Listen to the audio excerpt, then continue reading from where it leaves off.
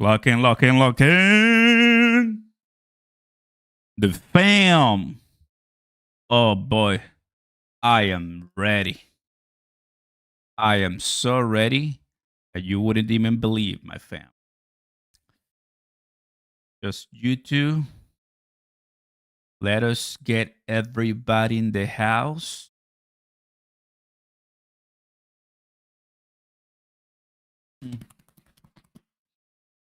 We are ready.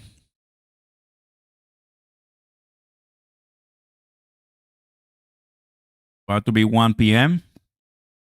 We're about to. This is the last FOMC meeting.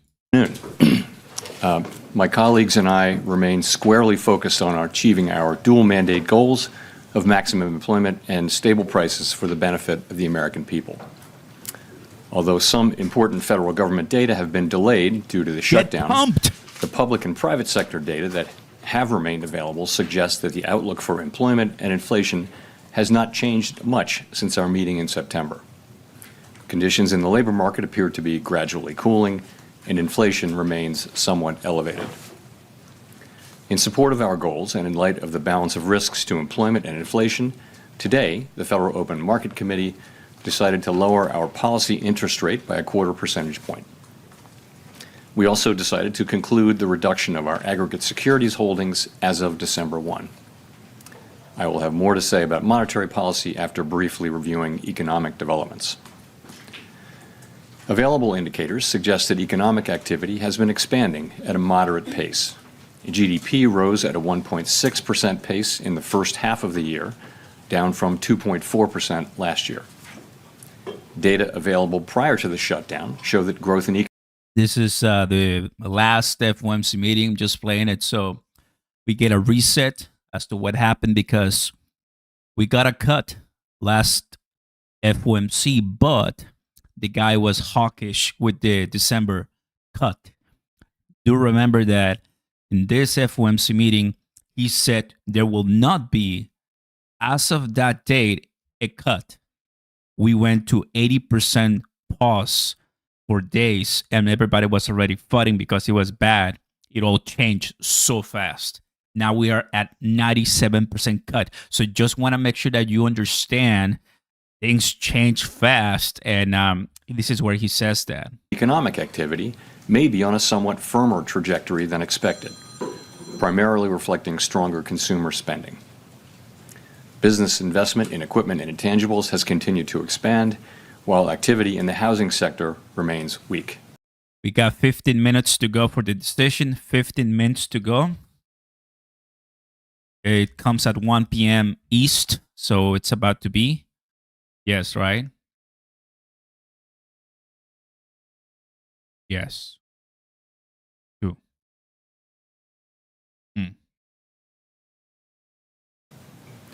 The shutdown Welcome, everybody. Welcome. Down of the federal government will 2 p.m. East, right?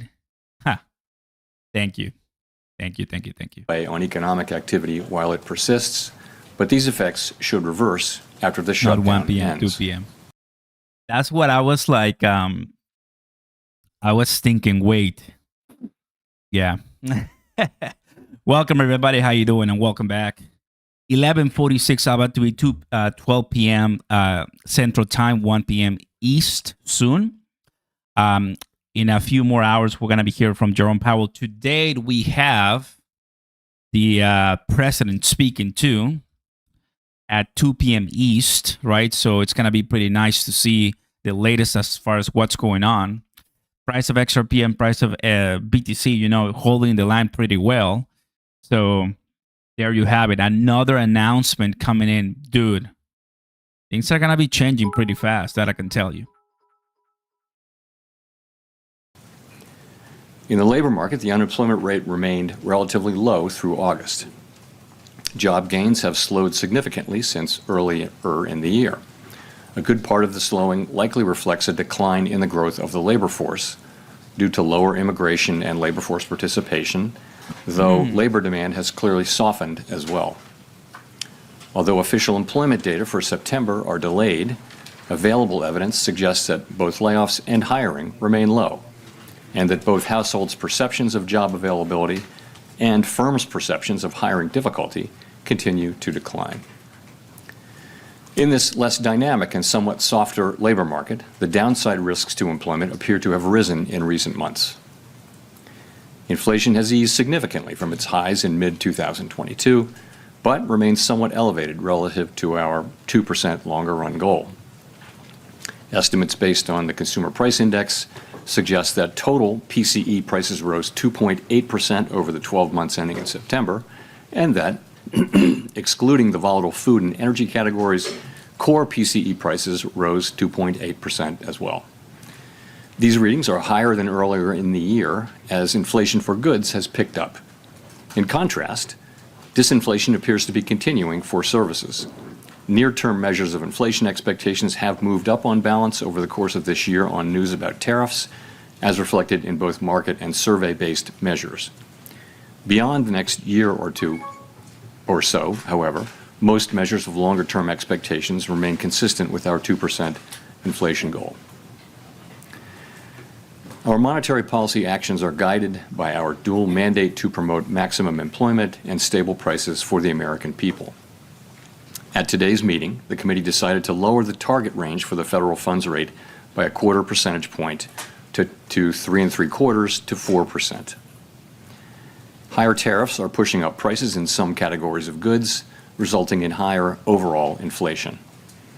A reasonable base case is that the effects on inflation will be relatively short-lived, a one-time shift in the price level. But it is also possible that the inflationary effects could instead be more persistent, and that is a risk to be assessed and managed. Our obligation is to ensure that a one-time increase in the price level does not become an ongoing inflation problem. In the near term, risks to inflation are tilted to the upside and risks to employment to the downside. A challenging situation. There is no risk-free path for policy as we navigate this tension between our employment and inflation goals. Our framework calls for us to take a balanced approach in promoting both sides of our dual mandate. With downside risks to employment having increased in recent months, the balance of risks has shifted. Accordingly, we judged it appropriate at this meeting to take another step toward a more neutral policy stance. With today's decision, we remain well positioned to respond in a timely way to potential economic developments. We will continue to determine the appropriate stance of monetary policy based on the incoming data, the evolving outlook, and the balance of risks. We continue to face two-sided risks. In the committee's discussions at this meeting, there were strongly differing views about how to proceed in December. A further reduction in the policy rate at the December meeting is not a foregone conclusion. Far from it. So welcome everybody, how you doing, and welcome back. Here, Oscar Ramos made a mistake. I don't know. It's always sometimes, it doesn't really happen often, but today it happened. I'm 1 hour ahead, so I'm supposed to go live in like an hour from now. So it's okay. I mean, I can be here. We can have a good time. We'll be watching the decision, right, as it comes, 2 p.m. East. I sometimes get all these hours, just 1 hour. Man, my brain. No worries, everybody. It's still going to happen, right? So you want to come back or so, we'll be here. All good news. All good news. It happens. My brain. So what I'm showing you right now is the previous FOMC. That's what I thought. Yeah, my bad. You know, I'll tell you something. Because I'm no longer working, like I'm no longer at the university. So my class ended and I'm like, okay, here he goes, right? But now, you know, my brain cells. Anyway, this is what he said. It is not a foregone conclusion, right? I'm excited. Yes, I am. Far from it. So when he said this back last FOMC, it's like we didn't have a cut. It's like we didn't have a cut. So policy is not on a preset course. At today's meeting, the committee also decided to conclude the reduction of our aggregate securities holdings as of December 1. Our long-stated plan has been to stop balance sheet runoff when reserves are somewhat above the level we judge consistent with ample reserve conditions. Signs have clearly emerged that we have reached that standard. In money markets, repo rates have moved up relative to our administered rates, and we have seen more notable pressures on selected dates, along with more use of our standing repo facility. In addition, the effective federal funds rate has begun to move up relative to the rate of interest on reserve balances. This is what happened, and I think this is so important as far as what Trump might do to Powell, just in case, right? He's been hammering Powell, for a while, really nice, ever since, what happened at the Fed with all the investments and so crazy.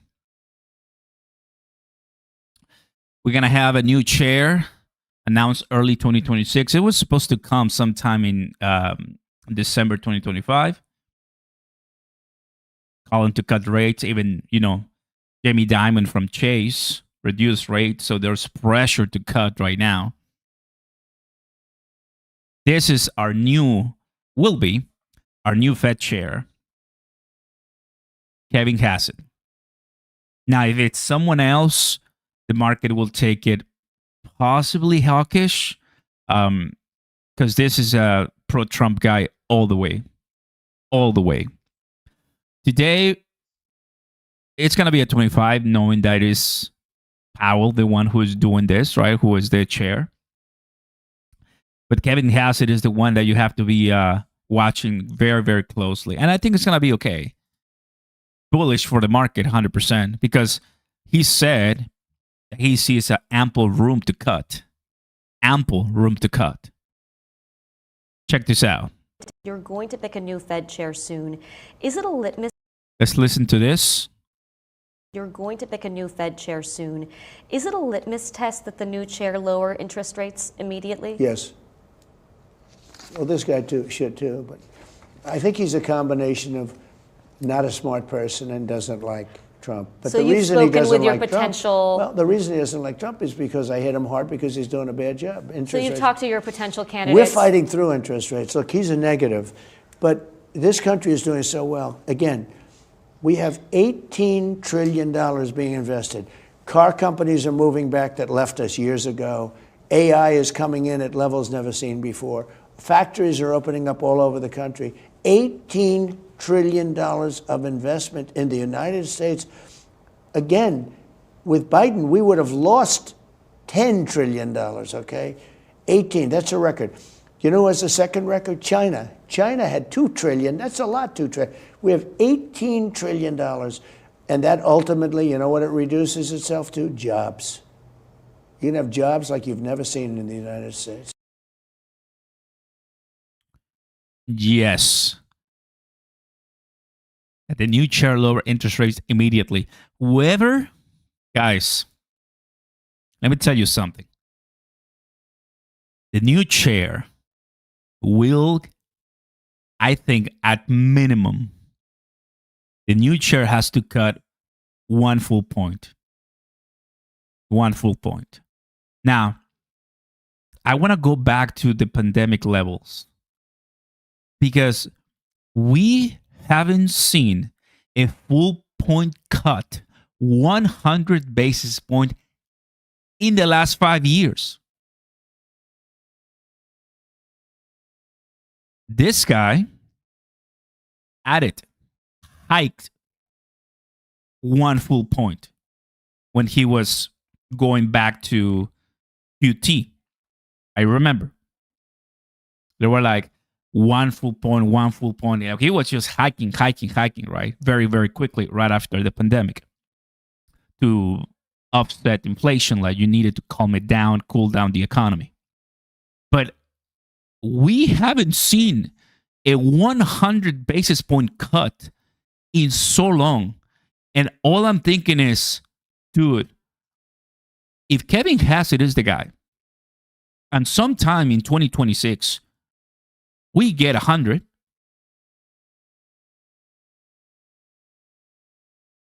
how much are we going to pump?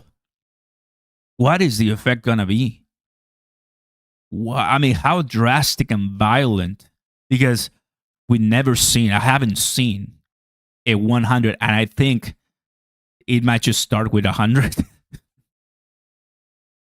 This is just one situation that I think we're going to see, right?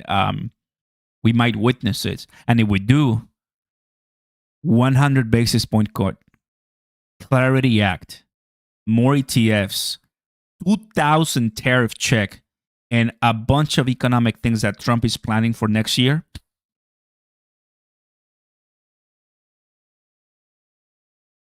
$10 XRP minimum, bro. I sound like Jay Claver. I was kidding.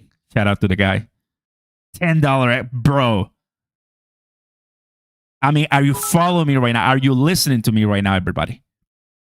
For reals, dude. I'm not joking. XRP and crypto, we're going to ballistically move, dude. I think we have to. I'm not chilling. I think we're going to really do phenomenally well. It just has to be.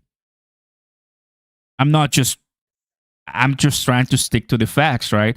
We haven't seen the reality of a bull market in so long.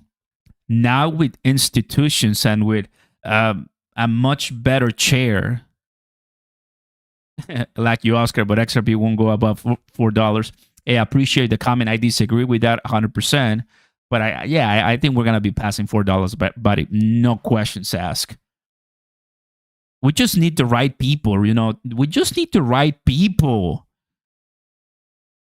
Oh, man, I'm excited. So, in a way, having a different chair who is ultra bullish and who is ultra pro-Trumper, right? That just helps us. It might not be, listen, I don't think there's a perfect chair, and I don't think there's a perfect economy. There's no perfect economy, guys. I'm not an economist, and there's never going to be a perfect economy for everyone. But if you're watching this live, and if you're here, and if you like crypto, and if you like XRP, take a look at my poster right behind me, right? We want to be the 1%. The 99%, the 97%, the 95%, the 90% are always going to find something wrong. But we are the ones who are always trying to get ahead of the game, find a solution, work hard, and make our money and don't depend from the government anything, and become wealthy and financially free, rich. And we're seeing things people are not seeing. And next year, it just has to be. It has to be our year, guys. If it's not our year, then yeah, again, I'm wrong, right? We cannot predict the future, but it has to be, guys. I mean, there's no way BlackRock, MicroStrategy, ARK Invest, Fundstrat, Coinbase, Robinhood, Crypto.com, Binance, all the legends. I'm a nobody, everybody. But they are somebody. And they are putting trillions of dollars, man, into this market. They are not making a mistake. I don't think so. 2025, it wasn't what I expected, right? We did have a few, nuances. That shutdown was terrible, but I'm still bullish, guys. And there you go. I just hope that somebody, of course, gets this. We're very early. It's 1 p.m. East. 1 p.m. East. We're gonna be hearing from the decision in 1 hour from now. 1 hour from now. Here, your brother. Here, your man. Right now, came early to the live. My brain is today a little bit behind, but anyway, we're here just having a great time. Drop a like, guys. Consider subscribing to the channel. Turn on the notification bells. Powell conference today. We're ready for it. It's gonna be coming in. I'm just excited, guys. Trump as expected, 10 a.m. West. If only he did a Fed building. I know, right? Oscar, if you know, we know. Love that. Love the sales. Good stuff. Thank you guys for the comments. Appreciate it. Nothing burger. Well. I mean, we have that XRP about to dump hard, pump hard. dump bad, pump hard, do nothing as always, or 589. You guys are the ones that are choosing, right? And in the first link down below, we have BTCC. Join us, trade, get excited, have some positions, guys. Let's send it, right? Let's send it. I'm excited for everything that's going to happen for crypto because, man, this was back in 2017, 2018. I believe it was 2017 or so. Donald J. Trump appointed Jerome Powell back in the day, before the pandemic, before everything. This was when Trump was against crypto. He called Bitcoin a scam, right? He wasn't at all into cryptocurrency close to 10 years ago. But it all changed. And you know why it changed, right? But Jerome Powell has been, in charge of the economy and in charge of the Fed for such a long time. So we are going to have a new guy at last after 9 years, guys. You know what impact that will have to all of us? A new guy running the Fed after 9 years. I don't know what the answer is. I'm not here pretending to know the answer. I'm not here pretending to be the wisest. No, I'm not. What I'm telling you is I'm just thrilled because someone who is way dovish and crazier and Trumper will come in. Dude, this is it. Hey, Oscar, what is the insider whale doing? Longing or shorting? What's going on, BB Dunn? Good to see you, buddy. Welcome. You guys really should be looking at the daily time frames for a better picture. I mean, Oscar, do you know what's happening with the 21? I saw the comment. Let me go ahead and find it for you guys. We got time. We got time today, so no worries. Whatever questions, bring it on right now, guys. We got time. 21 shares, right? What happened with 21 shares?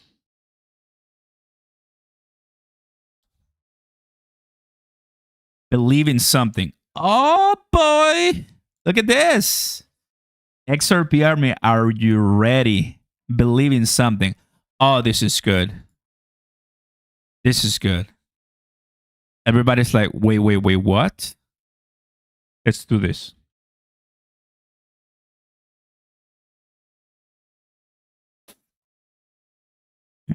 So 21 shares should be the one coming up. Although, I mean, I'm not even sure if they already have their ETF out, but should be coming in soon. The SEC refiled and updated the 21 shares XRP ETF. Okay, let's go. I like that. I like that. Yeah, I mean, more institutions coming in. I love that, guys. More institutions coming in. Nobody's going to stop us. That's for a fact. Not even this guy who's about to leave. And, well, what I told you yesterday, right? Even might be trending today. But Fed Powell Trump, as we are talking, he had some things to say. Down 86%, thank you. And mortgage rates, despite the fact that we have an incompetent chairman of the Fed, a real dope, who should reduce rates. I saw even Jamie Dimon said he should be reducing rates. I never saw Jamie Dimon say that. I wonder why he said that. But he really said it because he's right. But we have a guy that's just a stubborn ox who probably doesn't like your president, your favorite president. But they're going to be coming down. We'll be announcing somebody probably early next year for the new chairman. Down 8. Yeah, probably early next year. Good, I'll take it, right? Although, I mean, I was expecting, like, this year, we heard from them that we were going to get clarity and that we were going to get an announcement on the Fed. Nothing happened. Those two didn't happen. Oh, wait. I'm just watching on Fox. Kevin Hassett coming in. Kevin Hassett about to speak right now on Fox News. Okay. I want to listen to that. Sadly, I cannot show you that because I don't have any way to connect that. But I'll be listening, and I'm going to tell you what Kevin Hassett is about to say right now in America Reports. If you're watching Fox, Just FYI, he's coming in soon. We need Clarity Act more than ever. I know 100%, man. 100%. I'm really excited to have the XRP haters and XRP, fam here. We all have them in one place, right? I appreciate you taking the time with us. We've been watching, and even when I was in Singapore, right? Trump firing Fed Chair Powell. Even back then, they were like, yeah, he's going to do it, but then no. He's been dealing with Jerome Powell for the entire year. So the question is, what are you going to do, Trump? What are you going to do?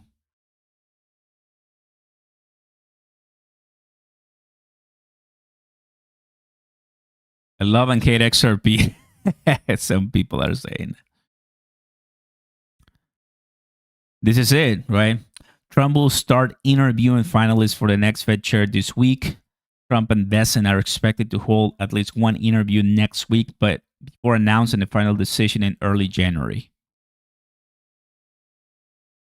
So what they said during the rally yesterday, or like somewhat rally-looking conversation yesterday, it might not happen, right? Nullified. Let's go back to that.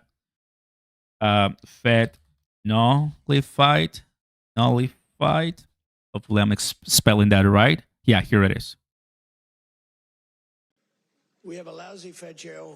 And by the way, sadly, the volume and all of this is super low. Super low. Right? I'll try to pump it up, but it's not the greatest. Oh, wait, let me see that. Presenter will be appointed chair for earlier than ever. So, okay. So yeah, this we got a pretty nice video right here. Scott Bessent now investigating. But this is where he says, about that. We got the video for you. It was instituted by the Biden auto pen. So that Biden auto pen is gonna get in many different things, especially for our situation with the Fed. Yeah, this is the one that I found. And these are the actual news, even coming from other different people. We have a lousy Fed chair. And by the way, and they all have. We have a lousy Fed chair.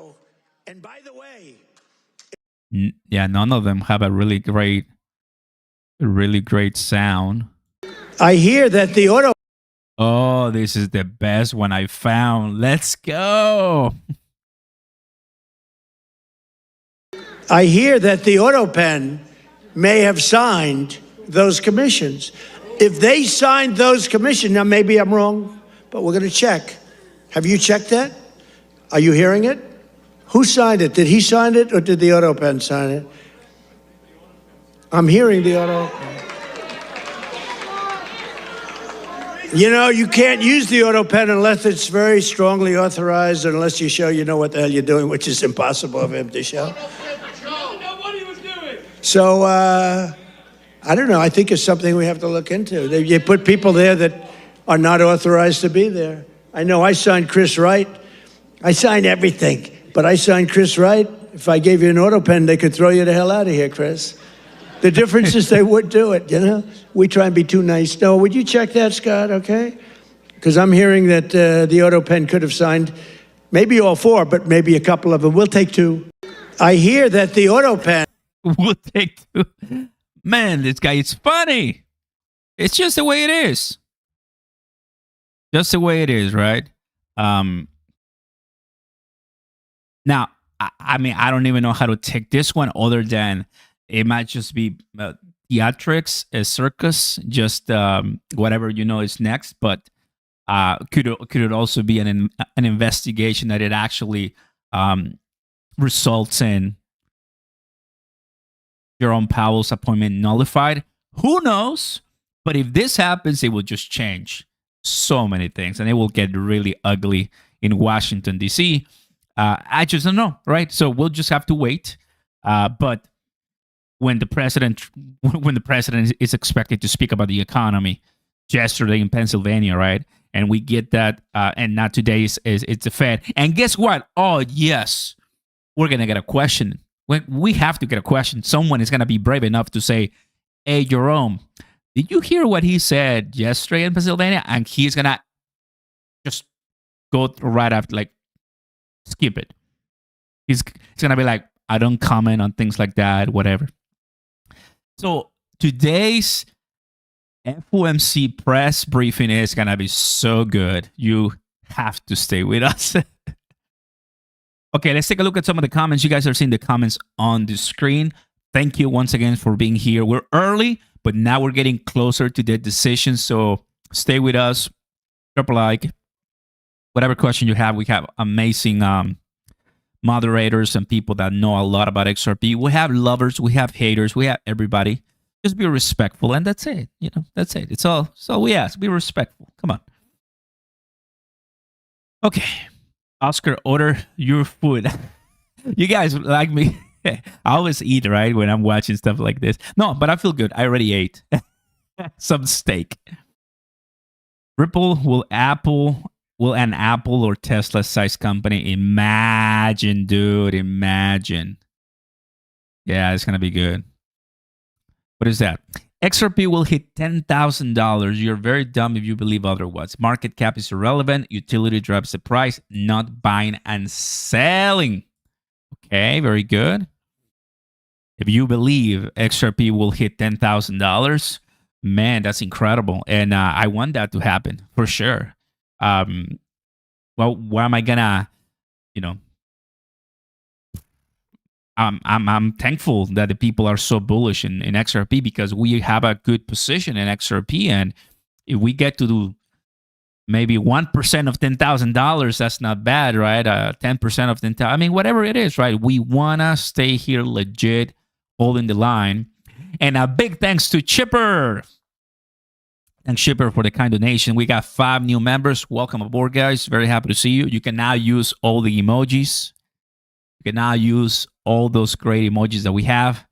It's going to be pretty good. Man, it's crazy. FOMC cut today. We posted. And, of course, I don't know if you saw this one. Dude. I have to show you the video. I think I liked it. I have to show you that little clip. It has to be here. Come on. Come on. Where is it? Don't tell me that I didn't like it. I'm so dumb. By the way, guys, Ondo. I'm so stoked about Ondo. Ondo is one that I went super all in on Ondo. Ondo is just going to be a behemoth. Ondo is going to be a beast. Ondo is like one of my favorites, guys. RWA, BlackRock, tokenization. What else can I say? Ondo, guys. Go and do your research on Ondo. Where are my HBAR fam? There's a bunch of HBAR people watching because we love HBAR too.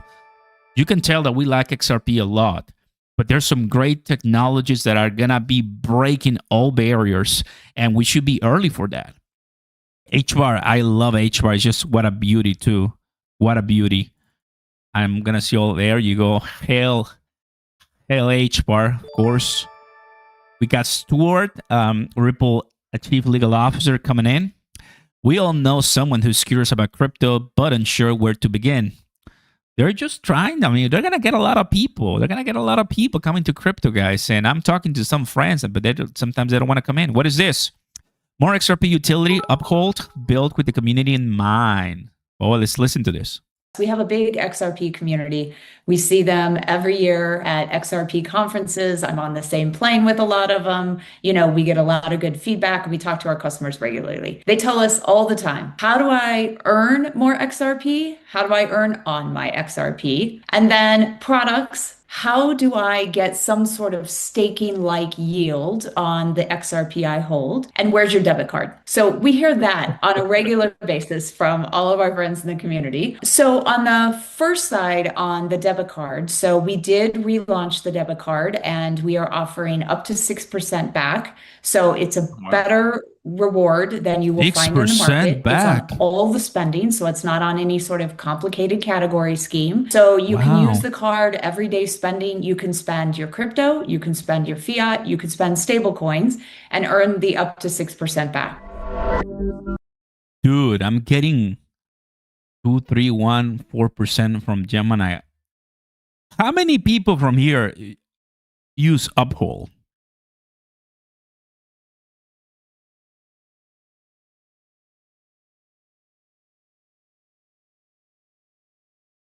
Dude, in every purchase? On every purchase? Dude, I need to get this now.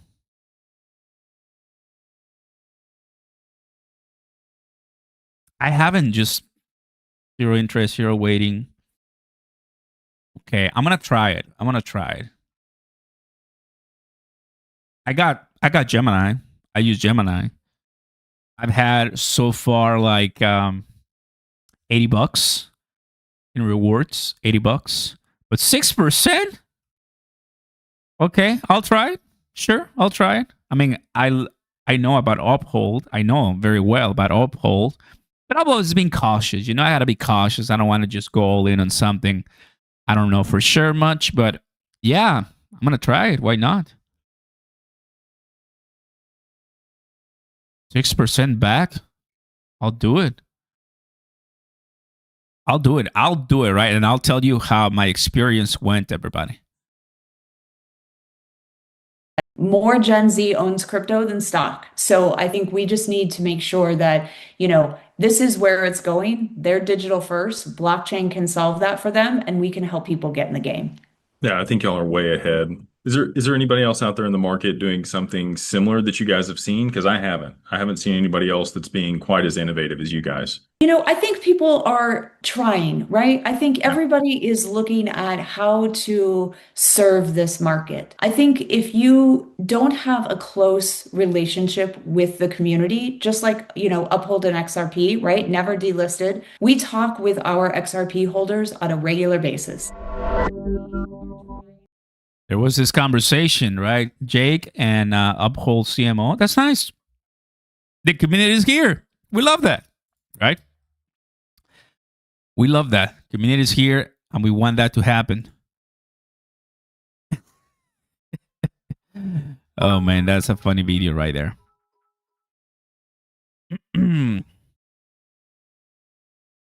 CME.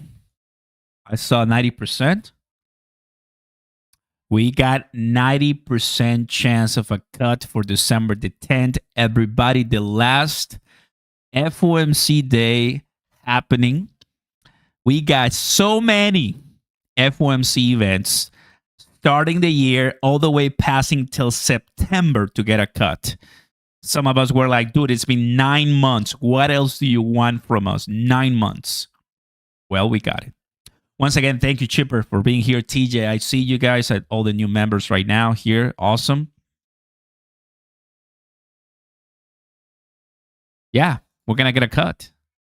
If we don't get a cut, it was nice to meet you guys. Oh, yeah, this is another one. I love that.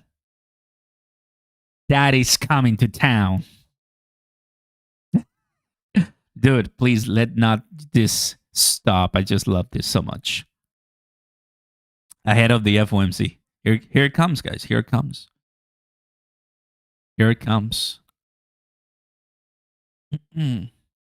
Now, this is something that, of course, it's on everyone's radar right now, which is markets already priced in the 25 basis point. What do you think? Think so? Now, what does that mean? We do have a lot of people today. What does that mean? What it means is that usually when we get the decision in less than 1 hour today, in about 40 minutes, we get the decision and then we dump. Point blank. Why do we dump? Because it's something that everybody was expecting, and now traders can take profits. However, oh, there it is.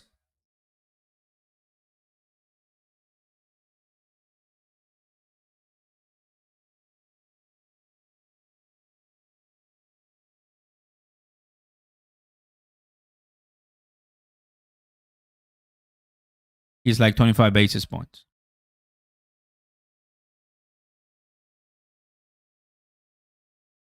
They need to do some more cutting.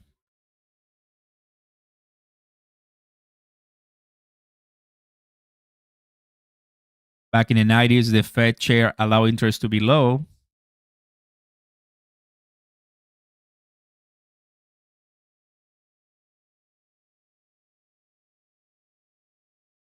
That's a grow with low inflation. There's a lot more room to cut.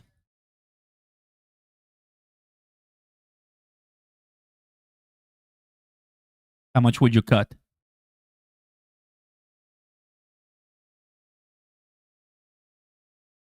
Not answering.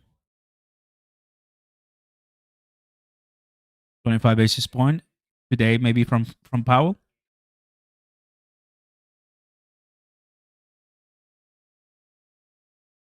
Is not answering.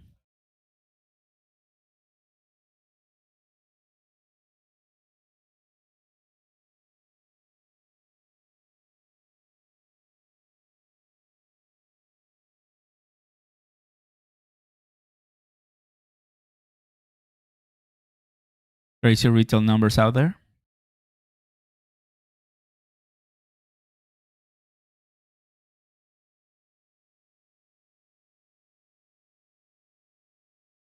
Cost of groceries high. Affordability.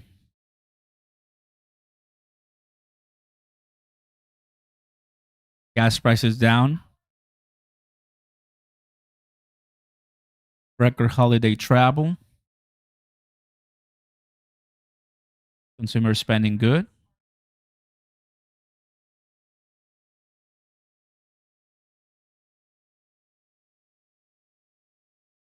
Dems blaming Trump for the economy right now.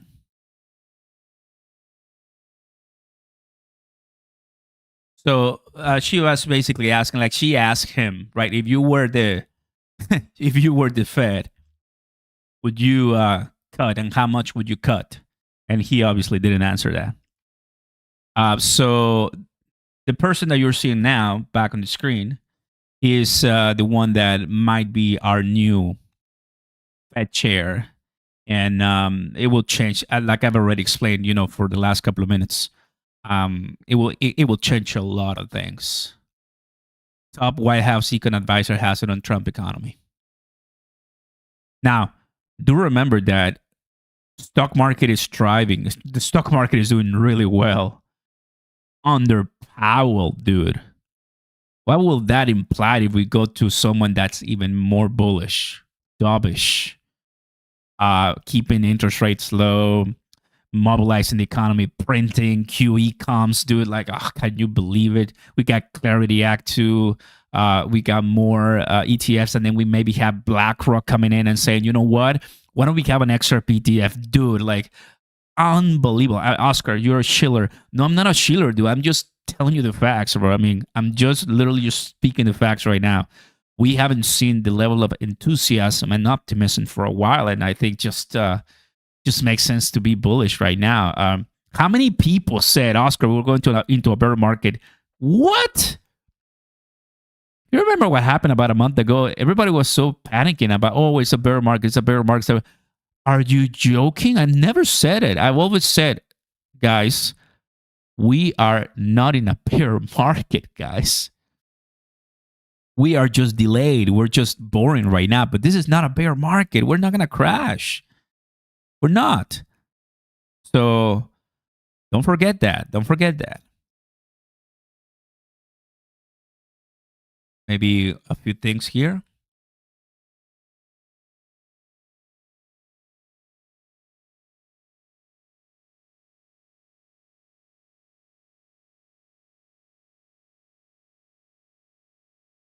Real wages are growing again.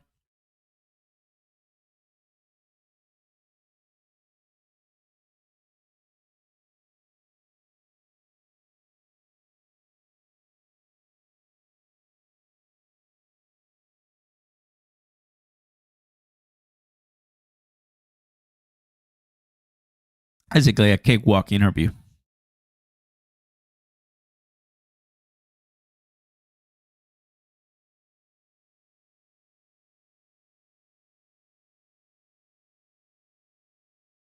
Markets has priced in Kevin Hassett as the next chair.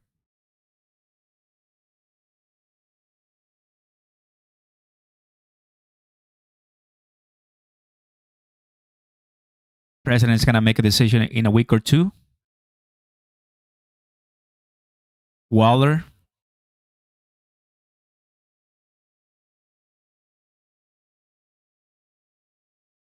Who wants the job the most? Honored to be on the list.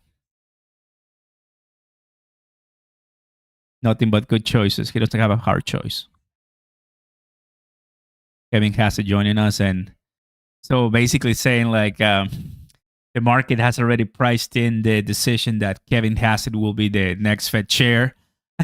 And he obviously didn't answer the how much would you cut, and he didn't take all the recognition as far as maybe joining as the next Fed chair. So it's gonna be good. It's gonna be powerful. No worries. I'm taking it. I liking it. It's gonna be good. Exciting times ahead. Welcome everybody. It's gonna be 1:30 p.m. East. We are gonna be getting the decision in about 30 minutes from now. We've been live for a while now because, well, I'm a human. I make mistakes, but we're still here. We got a lot of people, so welcome, guys. Very happy to see you here. Drop a like, consider subscribing if you haven't already. Any questions? Let us know. For sure. What do you think? We just heard from Kevin Hassett, or well, I was here and I was telling you what he was saying. It's good to know, right? I mean, we all want to know about the economy. Are we gonna dump? I mean, I'm so used to dumping that I just see it as good news. Fed Chair Kevin Hassett said the futures expect Fed to cut by 25. That's exactly what we heard right now. Rate cuts are not yet priced in, rallying more. So some people say that it's already priced in. Other people say that it's not priced in. So just so you know, right, nobody really has the correct choice. It's just that we all want to pitch in and say whatever comes in. Someone says, you're dreaming, dude. Well, I like to dream. Right? Not about crypto, but about other things. Levi believes Clabber has about 30% chance of being right. Well, not about predictions. Nobody knows, right? But I think we all are just collectively bullish, and that's what I like about our community. We're just bullish, man, and we're gonna be right. Whatever, I mean, even if it's tomorrow or in a month from now or so, we're gonna be right about crypto, and that's what matters. The live is going to be coming in soon, guys, FYI. You think Ripple will add Bitcoin to the ledger? Thank you for the kind donation. I appreciate it. I'm not sure about that. I think Ripple should focus on RUSD and XRP and let Bitcoin worry about Bitcoin, you know? Addicted, you're telling me Clarity Act changes everything. Oh, man, I'm so ready for Clarity Act. Yes. It's gonna be a good time. When we finally see crypto move in a way that we've never seen before, right? Oh yeah. We always like to play this one because it's tradition, but it is the reality that many people are feeling. It's tradition, everybody, just for a few seconds. Fuck your fucking options.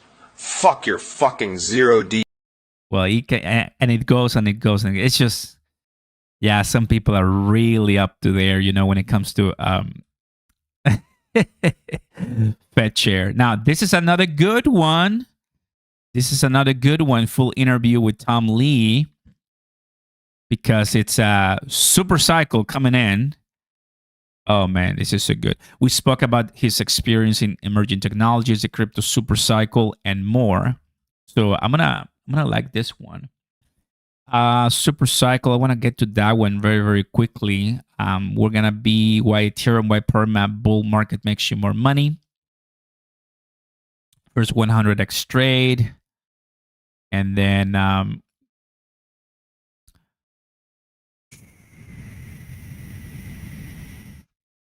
you know, what made you a permabull? Because you're a permabull. You're one of the most famous permabulls in the world, I believe. Or Yeah. do you think you're a permabull? Well, it depends on like what that definition is now, because like I guess you tend to be way more bullish Yeah. than you're bearish, and Well- you almost never bearish. yeah. Or let me put it this way: if I look at either my personal wealth accumulation Mm-hmm.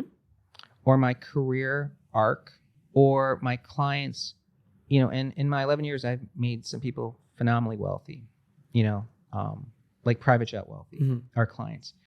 Private jet wealthy. Anybody here watching? You guys want a private jet? I'm a nobody, everybody. But I follow the people that are somebodies, and that helps a little bit. So FY, right? FY. That's good. That's good. I'm gonna watch this one later. Where's the part he tells when it's alcohol season? There's no alcohol season. I love you.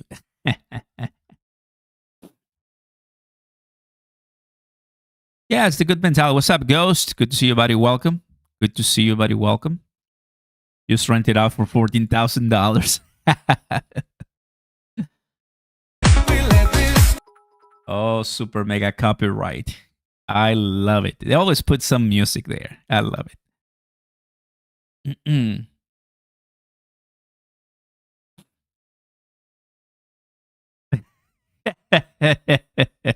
This is a good one, everybody. This is a good one. Powell is bullish. Bitcoin will dump. Powell is bearish. Bitcoin will dump. Powell says nothing. Bitcoin will dump. Keeping my expectations low already. If you like this one, everybody, what happens is that every single time we get some news, we dump because we're not getting something unexpected. We're not getting a 50 basis point cut today. Because we're not getting a 50 basis point cut today, it's already expected it's going to be at 25. So no one is as excited today. Half of all the XRPs gone from exchanges. That will make XRP worth at least $16. Dude, let's pump it up. And that's why we continue adding more XRP. Private jets, waste of money. You know, bro. Exactly the right approach. Right now, we had Speaker Mike Johnson's, was speaking for a while, a couple hours ago. Good stuff. 207. There's something happening there. I like that.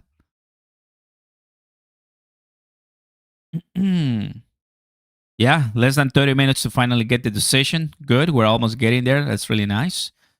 70% to get, back into the Fed. That's Kevin Hassett. Very nice. Call sheet traders see Hassett as the likely pick. Very good. Who will win? Out of everybody, that's the guy people are thinking about. Now, this is maybe old. Ripple use cryptocurrency. Okay. Might be old. Brad Garlinghouse, always good with the updates. The last one that we had was, what was it? Two days ago. For weeks, XRP is now the fastest crypto spot ETF to reach 1 billion, with over 40 crypto ETFs launched this year. In the US alone, a few points are obvious to me. One, there's pent-up demand for regulated crypto products, and Vanguard opening up access. Remember, Vanguard was like, we're not touching crypto. Remember that, guys. Vanguard was like, we're not touching crypto. And then later on, it's like, you know what, guys? I'm sorry. We messed up. And BlackRock and Fidelity and Bitwise and 21 Shares and Franklin and everybody else is like, stupid.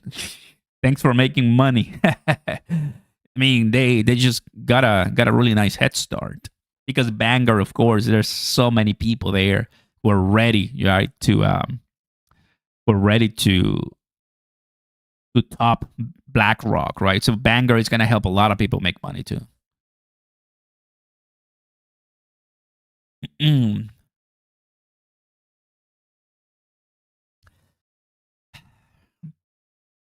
Crypto is now accessible to millions more people and don't need to be experts in the technology. Good. Longevity, stability, and community are all underrated themes that matter to this new set of off-chain crypto holders. Brad Garlinghouse coming with the news. We love that. We love that. Okay, someone is buying. Okay, very good. I'm not I'm not mad at that. You see that? You see that candle? We're looking at a 15-minute candle, guys, in the 15-minute chart. Not bad, not bad. Things are changing a little bit. Could be good news. Could be, people are waking up as we're getting ready to the decision. But like always, buy the rumor, sell the news.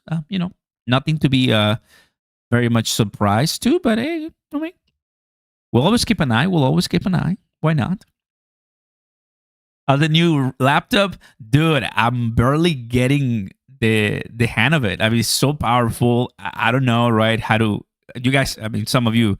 Maybe I'm gonna ask for advice because, I want it for something so basic, but we'll get to that. I mean, just bought a monster, bro. Oh, it's live now. Supervising and examining. Great. We're live. Coming in live soon, guys. Okay, very good. About 20 minutes to go for the decision. That's nice. So yeah, I'm excited for the new laptop. What a blessing. And I'm gonna be using it a lot. How many cores? Oof, I have to check. I don't know. Dark pools are dying up fast.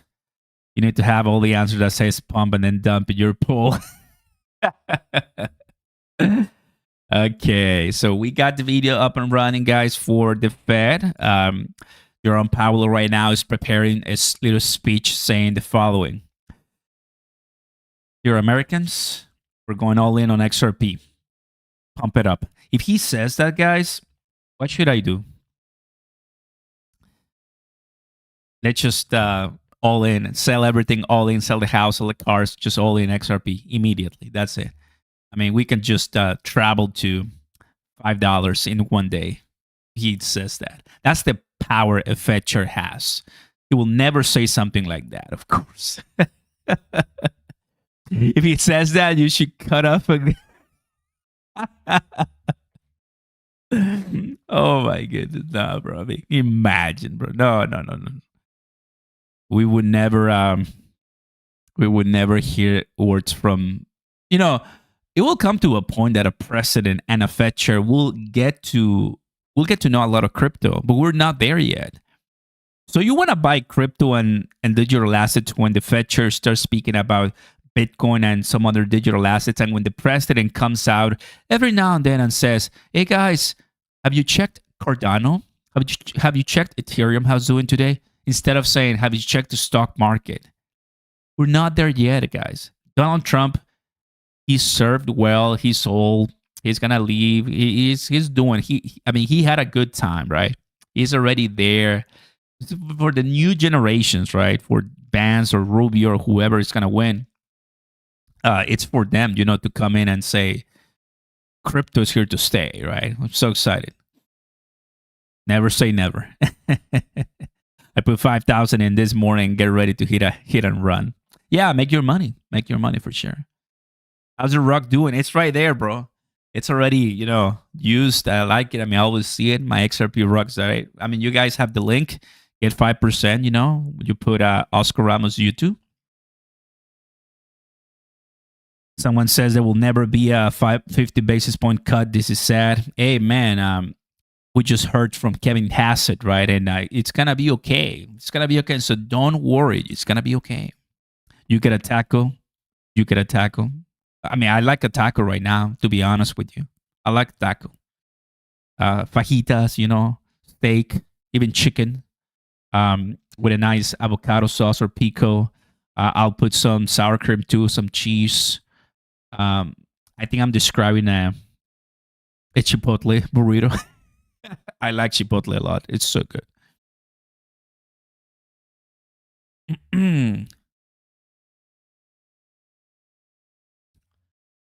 Layoff kicking off in January. Okay, I see. Stop talking about food. We'll continue talking if we want. Who doesn't like food? Come on, man. All right, Ethereum waking up a little bit today. Ethereum waking up to $3,400. I like that. Very good. Powerful Ethereum. What is this? Small amount of money today invested in the right things can set you up in ways that you can't even fathom. The transition that's about to happen with digital assets, if you're invested in the right things, is going to completely change. Nice. There's music behind, so background. So I got to stop it, but I love to listen to the full of it. But yeah, I agree with Jake. The big things are coming soon. The opportunities are here. So excited. So excited. What is this? Ray Fuentes, tokenization. Great to see Jake Claver on the stage. Pretty nice. Many people work with us to be able to set up a digital asset holding company or a holding company that manages their alternative in. Yeah, it's something I gotta check later on for sure. We wanna make the money right and wanna keep it and save as much in tax as possible. There was a podcast featuring Elon Musk. It's always good. Elon.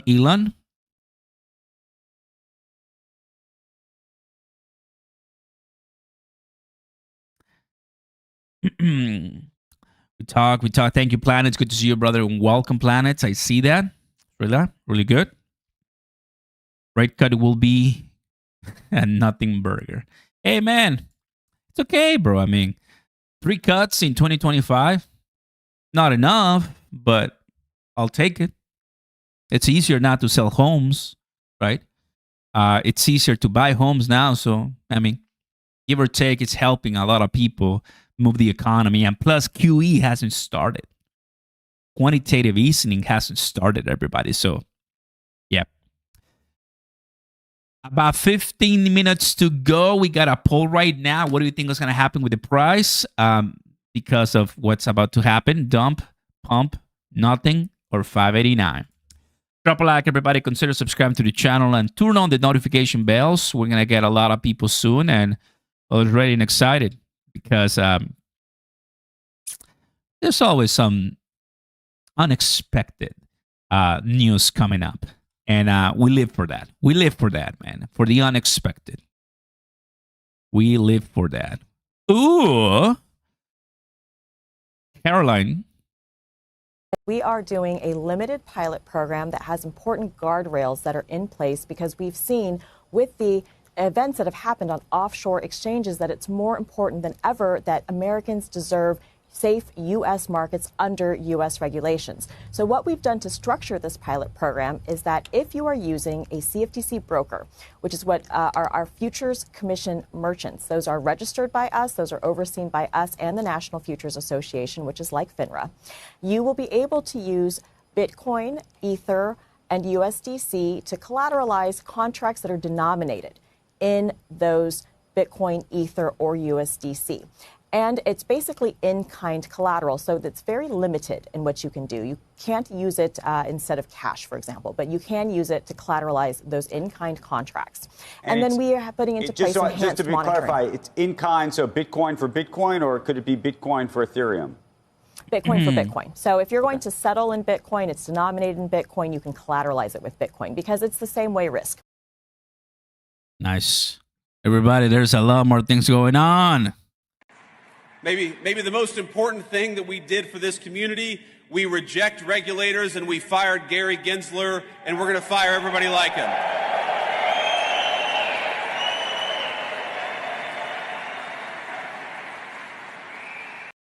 You remember back last year when he said, we're going to fire Gary Gensler, and Bitcoin Vegas just went out crazy. And then he did. And Gensler basically resigned the day Trump was sworn in. I love crypto, man. I just love crypto so much. So good. Ooh.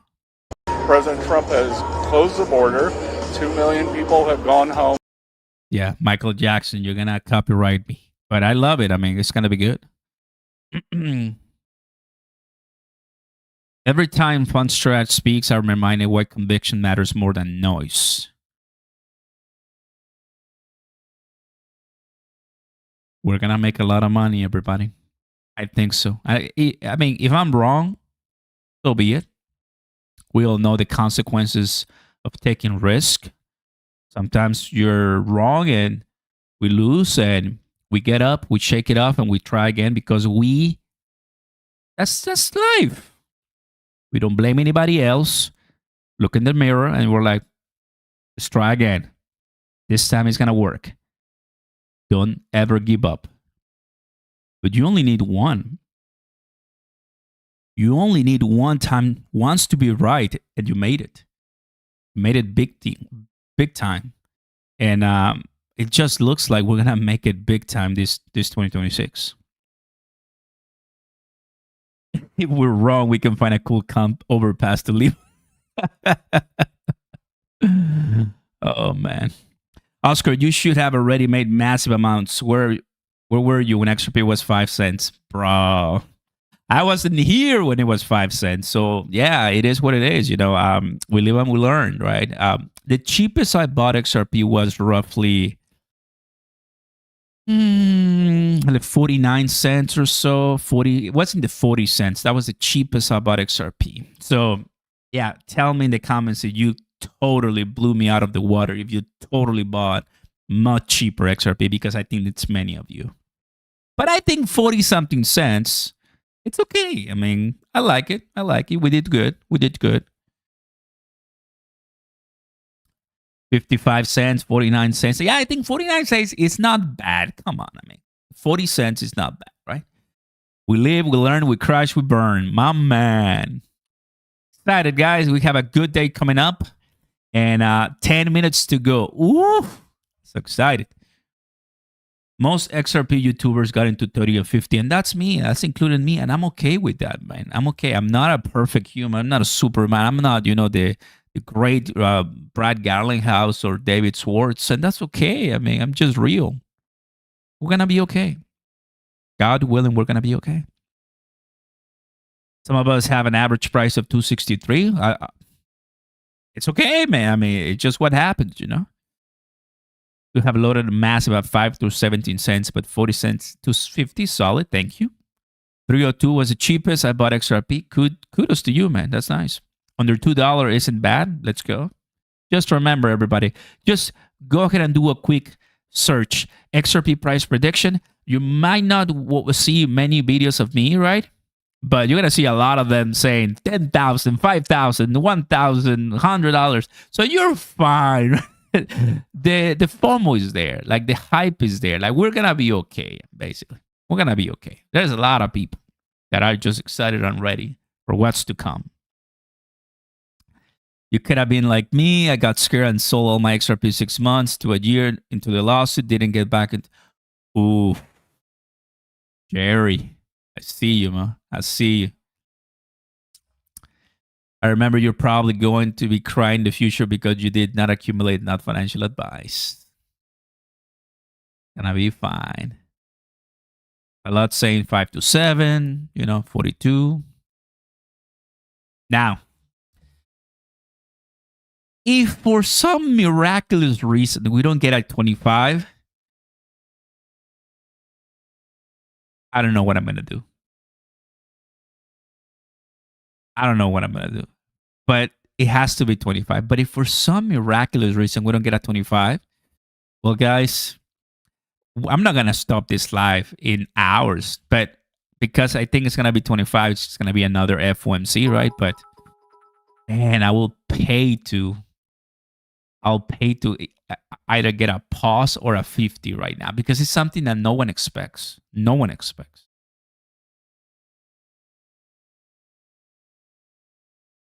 Big shout out to my admins here. I think we're missing a few other ones, but we're totally fine right now on this beautiful Wednesday. Very happy that you're joining us.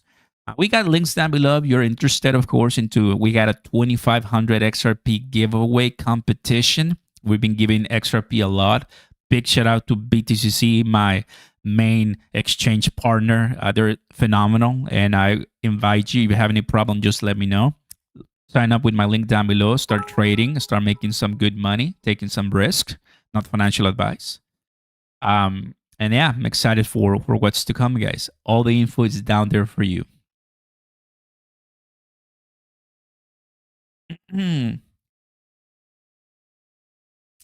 Levi lately not talking about bear market. I mean, I've said that we are not in a bear market. I don't know where people got this idea of a bear market. I just don't know why all of a sudden when we have a few things happening in the market and we're down, everybody's talking about a bear market, which in fact, it was just because of the shutdown and a few things that it was so easy to spot. But 42, the longest shutdown in history, and people are bearish during that time, give me a break. Then after the shutdown, I mean, starts to get a little better. I mean, we got the largest, biggest crypto liquidation in history, but it doesn't mean that we're in a bear market.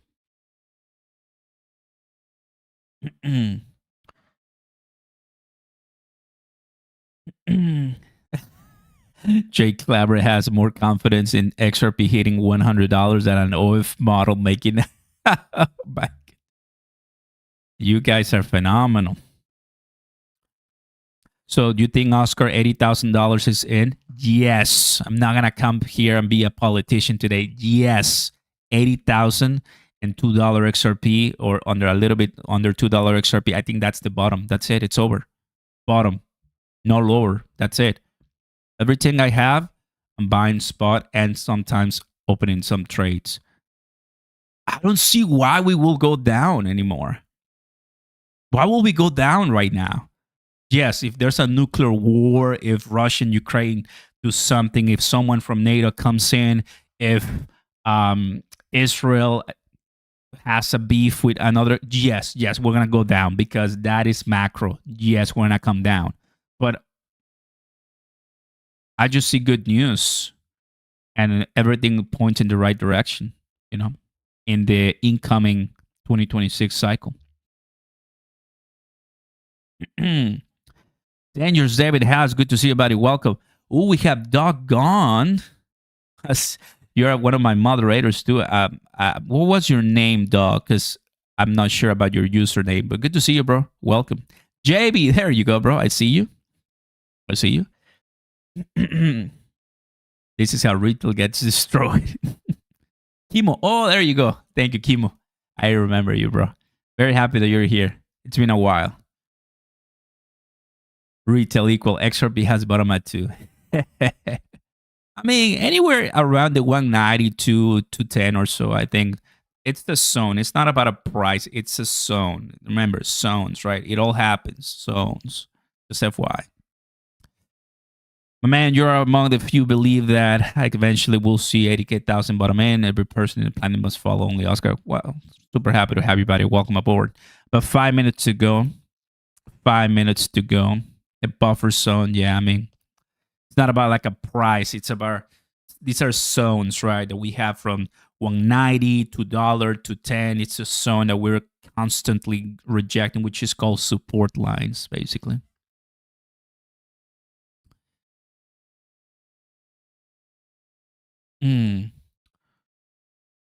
Woo! BTC went on a massive rally after Trump interview, and Ethereum goes on a rally after Tomlin interview. Who should I interview next? Oh boy. Rates get cut, we go down. Rates don't get cut, we down. How do you know the future, bro? I like you. Stay with us. We're down because Oscar doesn't sing anymore. Don't you know? Pump it up. You got to pump it up. 100%, everybody. 100%. Excited. 4 minutes to go for the decision. JP Morgan, Michelle, not a believer. It's a 100% deal with Hazard. Okay. We're adding support for ALT-USD on the XRP ledger, XRPL bringing near instant settlement and lower fees. Let's go, guys. This is good news. Good XRP news. ALT-USD, Ripple USD, now on XRPL. We love that. We love that. Kudos, kudos, kudos. That's nice. Saying that, everybody. That is exactly what we're here for. Oh, man. It should be good. Ooh. Fed decides. Oh, yeah, it will decide. It will decide many things. Yep, audio is working fine. Very good. And the prices are still killing each other. It happens. Oscar has the power glasses, green candles incoming, of course. Got the power glasses. Then we have these are the bull market super cycle glasses. I got them already. Everybody. So I'm prepared. This is the Lambo glasses. We're just, let's go to Monaco and F1 races, paddock club. These are those glasses. So computer glasses, the XRP is still $2. F1 race, White House, Lambo. I mean, you just got to be ready, bro.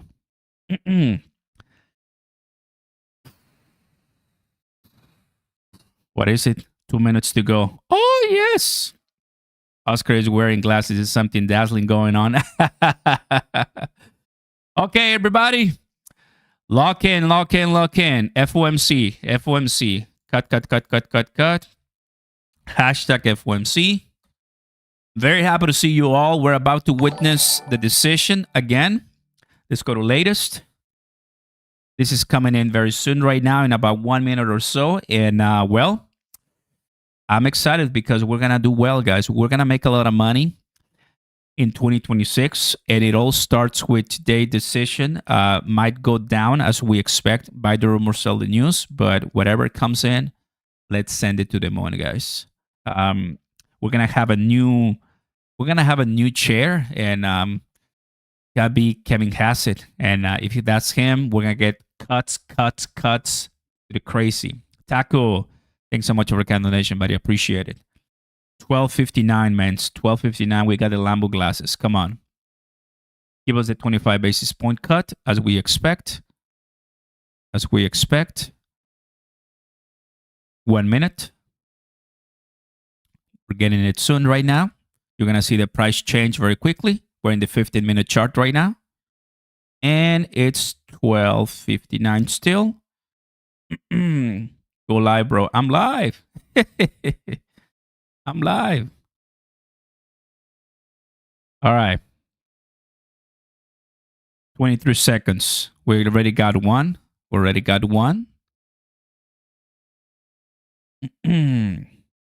Still 12.59. There you go. 1 p.m. We got it. The Fed cut rates by 25 basis points to 4.25. The third cut in the year. Inflation cools. Liquidity eases. Okay. Decision has been made.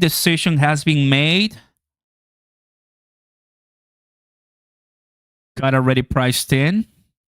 Fed cuts interest rates by 25 basis points.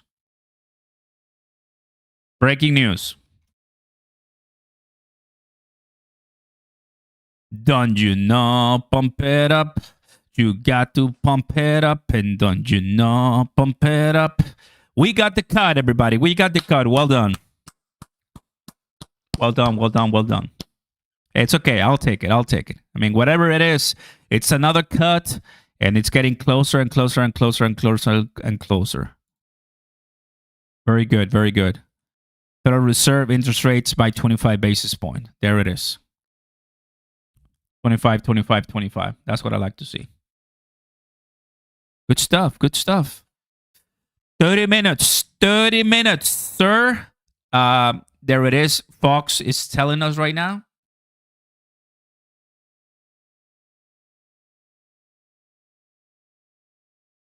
Yeah. Booming economy. That's Kevin Hassett right there.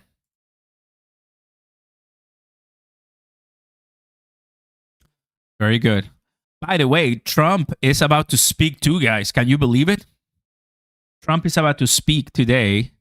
We have the Fed, but we also have Trump speaking soon at a roundtable.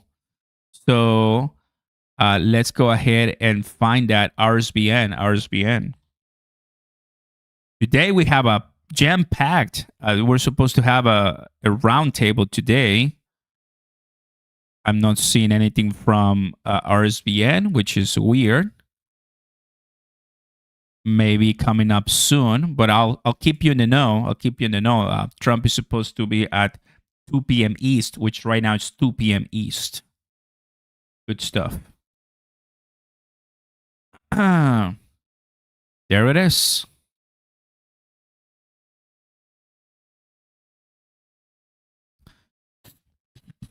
Can you believe it? Short the markets everywhere. Short the market. Yeah, we usually have to give a little bit of time for the markets to get a little bit better. Here's the statement. Let's take a look. Fed cuts 25 basis points to 9-3 both. Moran wanted 50 basis points. Schmidt and another one, no cut, pump it. Oh, look at this. Look at this. Ha, baby. Sexy. Ha, ha. Somebody decided to take the expressway to bring it.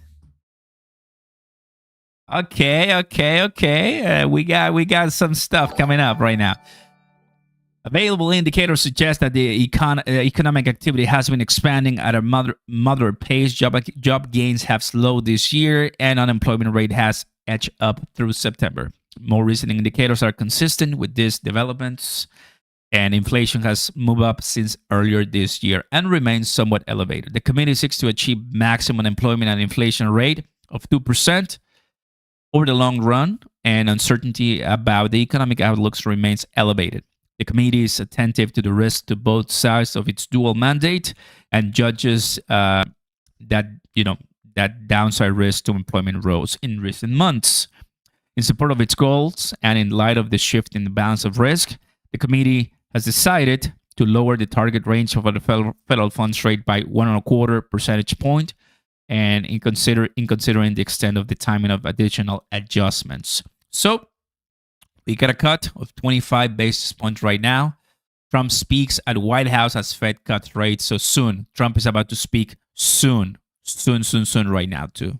So we're going to watch Powell, of course. I think we watched so much Trump lately.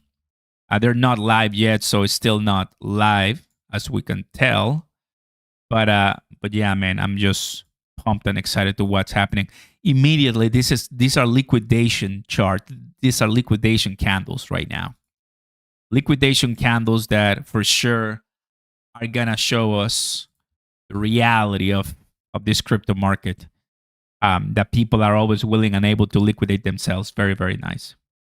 Went from Lambo glasses to Mazda ones.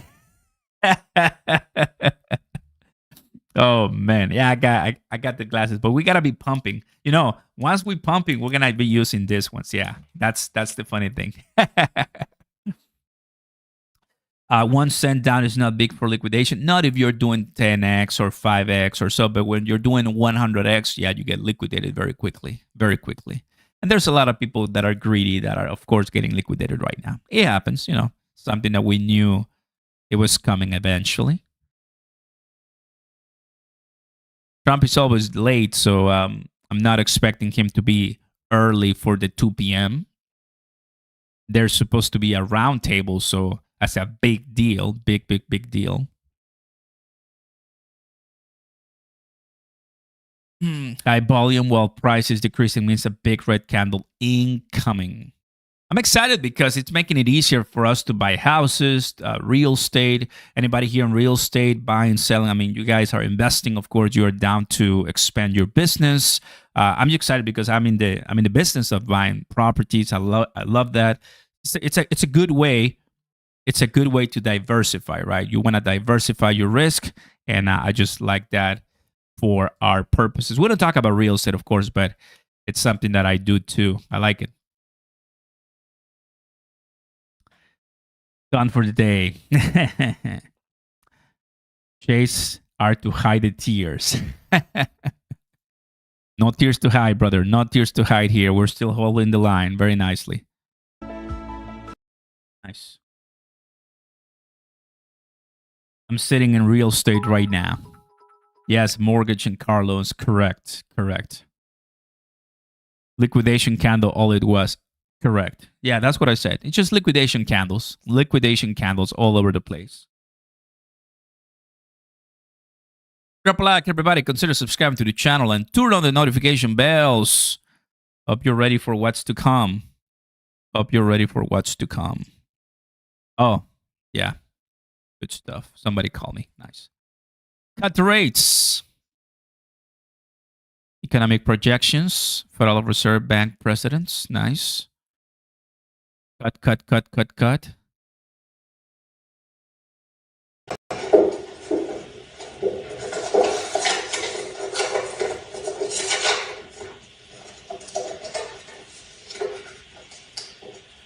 Good afternoon. My colleagues and I remain Liquidated. Liquidated. I don't know if you can tell there, but it's so fun. As soon as he says that, everybody gets cooked. There it is. Fed interest rate decision, 3.75. Nice, man. We're under 4. That's cool. Like that. It's going to be easier to sell homes now. That's nice. Almost liquidate. With 1 minute chart, I think I can't do that. I mean, I can do 5. Let's take a look at 5. So we had a nice 208 and 203, enough to liquidate a bunch of people. Because this is 2%. Oh, yeah. Easy. Easy. You got to get flushed with a 2% swing. Yeah. Bunch of people got flushed right there. It happens. Happens a lot. Something that's not surprising. 2 5-second chart. No, I wouldn't do that. I can't. Oh, wait. I paid, right? I just remember. I paid. Wait a second. Hey, I can do 1 minute chart now. Let's go. I forgot I paid. Oh, I forgot I paid. Wait, can I do 45 seconds? Oh, I need premium. Nah, it's fine. Guys, I can do 1 minute chart now. No way. This is tempting. This is tempting. Okay, well, you want to see exactly what people are trading and how people are risking everything? This is the 1 minute. I've never shown you the 1 minute before, ever. 1 minute, man. That's cool. Oh, the 1 minute is free? Cool. I think I've never done the 1 minute before. You can get 1 second charts on Gecko. Man, imagine. That's cool. That's cool. That's cool. So we did have, as you can tell right there, I think the 1 minute is perfect, but I still want to go to the 5 minutes. That's much better. Go ahead and enjoy, guys. Go ahead and enjoy. Literally, dude, that's the only way I trade. Good job. Good job. I actually have a much better, I have these ones, but I found this. These are not really quality glasses, right? I don't know. You cannot tell. But I got some Ray-Bans polarized. They're beautiful. I'll go to and pick them up in just a bit, and I'll wear them. I love those Ray-Bans. I never had Ray-Bans before, but I was like, let's try them, and they're pretty cool.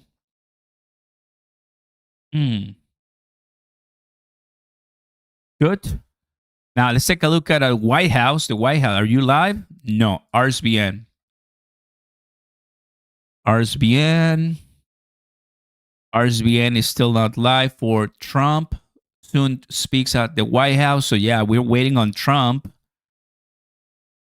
We're waiting on Trump too. So we're waiting basically right now for many people that are coming up and telling us the latest of what's going to happen.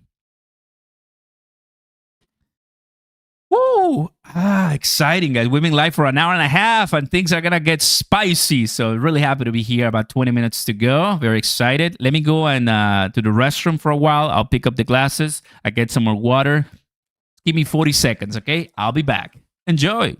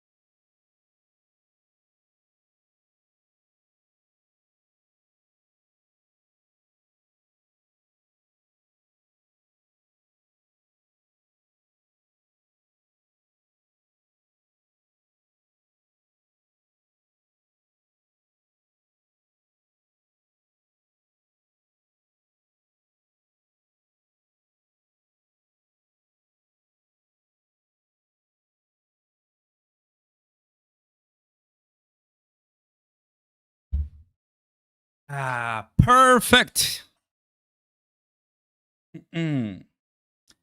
All righty, guys. That was much needed. Oscar is dumping right now. We're humans, remember, we're humans. Okay, ladies, my name is Oscar. It's nice to meet you.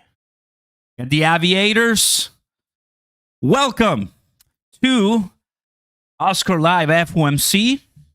It's time to send it to the moon. That was a quickie. Yes, a really, really nice quickie, of course.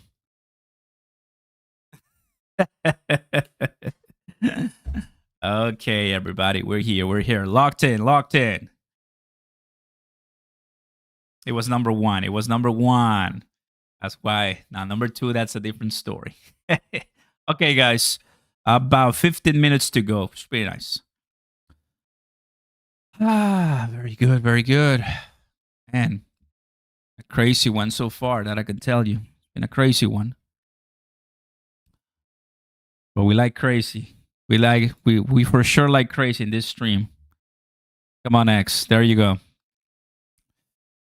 Yep. Thank you, Powell. Thank you. We appreciate that a lot. Thank you, Powell. This is exactly what I was watching. So, but now you will be able to listen from him. President Trump got it exactly right. I thought his speech last night was fantastic. And he really, really enjoyed having the charts again. I can tell you that that's some feedback we got from yesterday. Because the bottom line is that the Democrats are out there saying things that are false. And like, they're not holding up charts telling you what's going on.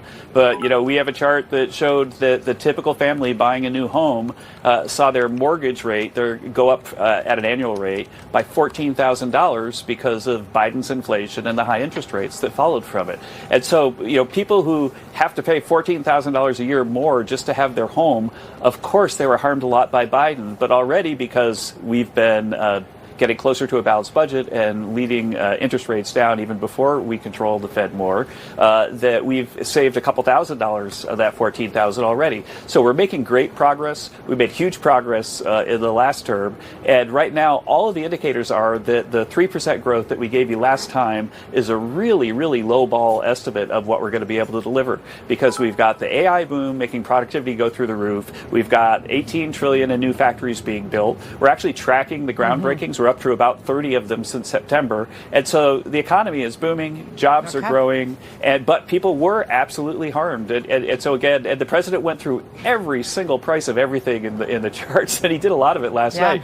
You know, the bottom line is that if you were just a typical family, your month's groceries cost $400 when President Trump left office, and it cost almost $550 when Joe Biden left office. So that extra $150 a month, after paying also $14,000 more a year for your mortgage, it really adds up to a lot of stuff that has to be fixed. Final thing on this is that real wages are growing again. That's right. And so purchasing power is up. It was down about $3,000 on average, not counting the House part, for Biden, and it's already up about $1,200. I've quoted you many.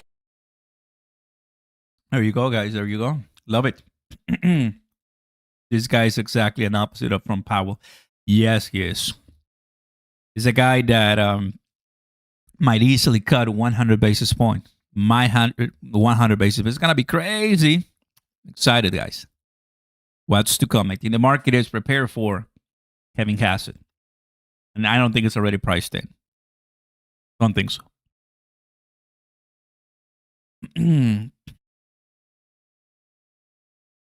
All right. X, as always, having issues. As always, might be a lot of people ready and pumping, right? Excited. He'll definitely cut 100 basis points. Yeah, he will. Yeah. This guy comes in, something that I'm expecting, like, come on, I mean, we got to start feeling the fire and fury and start getting those pumps. I tell you guys, we for sure are going to be taking some profits this incoming bull cycle. We've been waiting a while to do that, and it will be time. It will be time to do so. Rate cuts, let go. 1.5 XRP. Oof.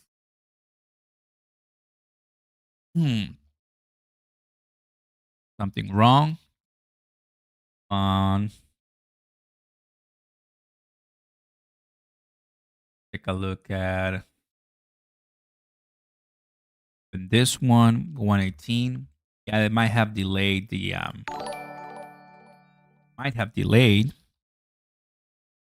round table as expected.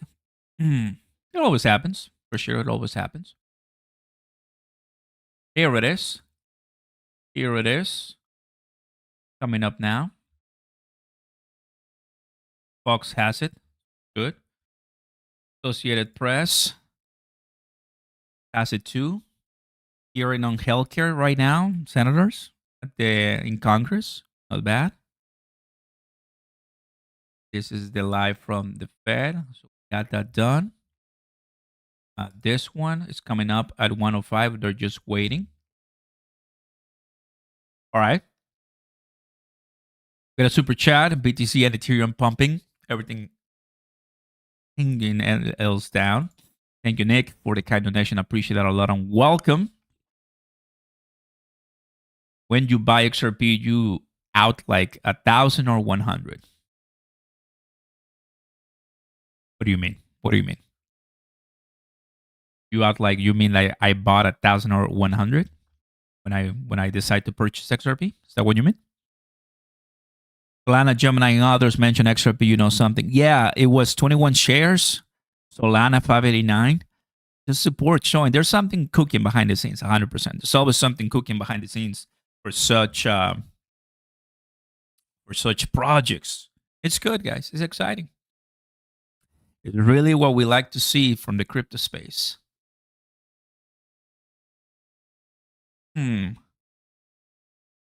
Nice. So when I buy XRP, I buy in all kinds of amounts. Sometimes it's in the hundreds, sometimes it's in the thousands.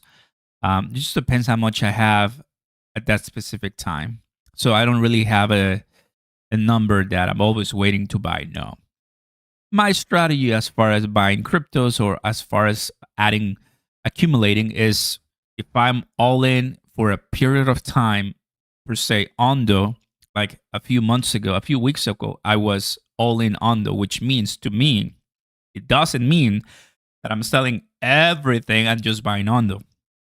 For me, and my strategy is for a specific period of time, might be a month, might be 3 weeks or so, I'm only going to buy Ondo because I'm all in on Ondo in that period of time.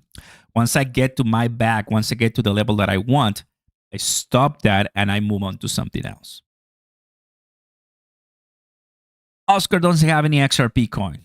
Well, one, that's a lie, but I'm going to pass it, right? And two, yes, no one should just demand to know how much XRP you have, right? It's private. It's you and you alone. It's up to you if you want to reveal how much XRP you have. But I don't think that's safe. They're not planning their entry position together, long or short only, they know. I'm still in Pengu. Yes, I'm still in Pengu. Down, but I'm still holding that penguin. Still there. Why not? 25 basis point was already priced in. I have to wait for that for the press conference coming up in 8 minutes. So very soon now. It's exciting. So Trump will be speaking while we have the press conference. But I don't know. Trump participates in a roundtable as Fed decides to cut interest rates again. But what is the roundtable about? That's what I want to know. Is it nothing like unrelated to the economy? I have no idea what this is about. Let's take a look if we can see that today.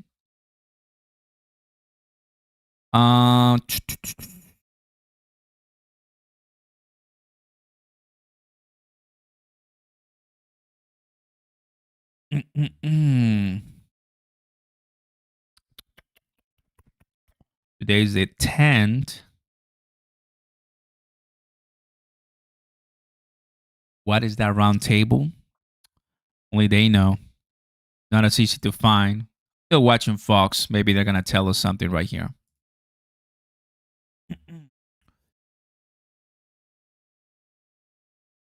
10 years from now, we're still in the same prices. No, bro, man. 10 years from now, we should be already well ahead of the game. And some of us well retired. Some of us, already financially generational. Yeah. Generationally wealthy. So not only you, not only your family, but talking about your next generations already set for the actions you took today. That is why it's very important to be right and to put in all the work you can. Is the next generations to come are gonna be enjoying the work that you put in. That's the way it works. Nothing burger with extra cheese. Give me one of those, please. I'm pretty hungry right now. Pretty hungry. Very good. Speaks at the White House. So he speaks or has a round table. Who knows? Might be delayed by a long shot.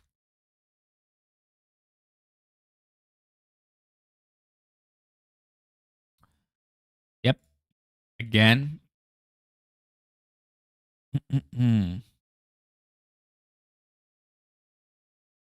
Nope.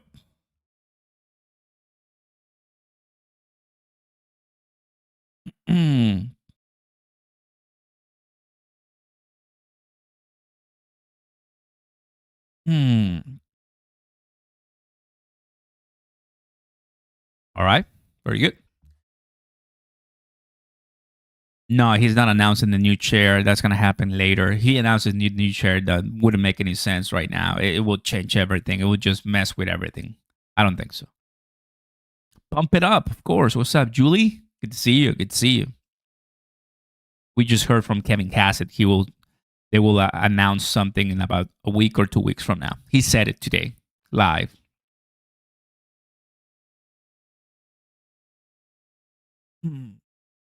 Many people think that when you say all in means that you're risking your entire worth into token, but all in to me means that you're all the money you plan to risk into one token rather than diversify.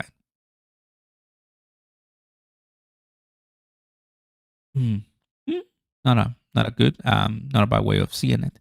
Yeah, that's why I explained, the way I do my positions, right?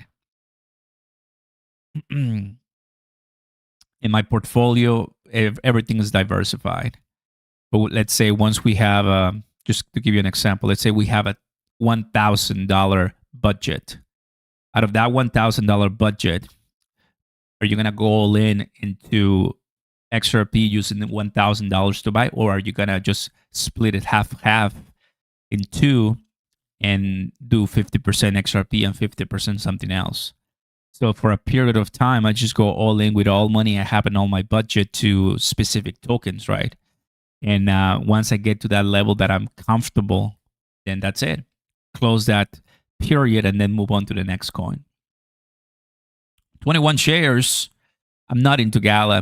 I used to. I made some good money from Gala 3 years ago. So yeah, it's been so long. So long. All right. Just a few more minutes, guys. Just a few more minutes. And we're going to listen from the man, the myth, the legend, Jerome Papa Powell.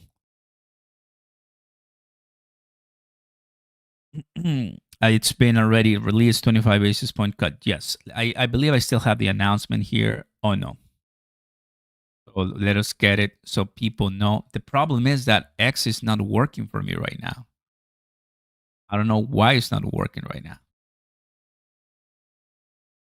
It's, okay, this is good. This is good. So here it is. All right. Federal Reserve to buy 40 billion worth of treasury bills over the next 30 days. It's over. We're back. It's over.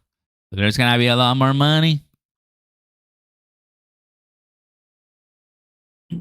X is down. Yeah. As expected, right? Your X is it's not working. Yeah. So it's not only me. Good. That makes me happy. We're watching the 1 minute candle, guys, for Bitcoin and XRP now that I paid or now that I have a little bit better trading view features. Here's the, according to the Kubezi letter, Fed cuts, third in 2025. Consider extent and timing. Will buy 40 billion of U.S. Treasury bills in 30 days. 2 members in favor of no change. Fed signals rate cuts may be done for now. Huh. Don't you say. Fed signals rate cuts may be done for now. Fed Chair Powell may be halting rate cuts again. Get this guy out of the Fed, please. Yeah, Donald J. Trump is not going to have a good time right now. He's going to get all questions. Today is a really good one, guys. We're going to get all those questions right now. So it's coming up. Hope you're ready. It's 1:29, 2:30 p.m. East. Welcome, Oscar Live. I'm going to go quiet, and you and I will enjoy this conversation. He is live now. He is live now. So let's listen up. Coming up, Jerome Powell. There it is. Perfect. Audio is looking good. Audio sounding good. Very good. 1 minute. Cheers.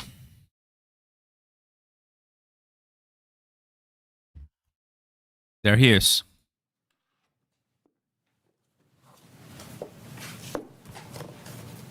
Good afternoon. Good afternoon. My colleagues and I remain squarely focused on achieving our dual mandate goals of maximum employment and stable prices for the benefit of the American people.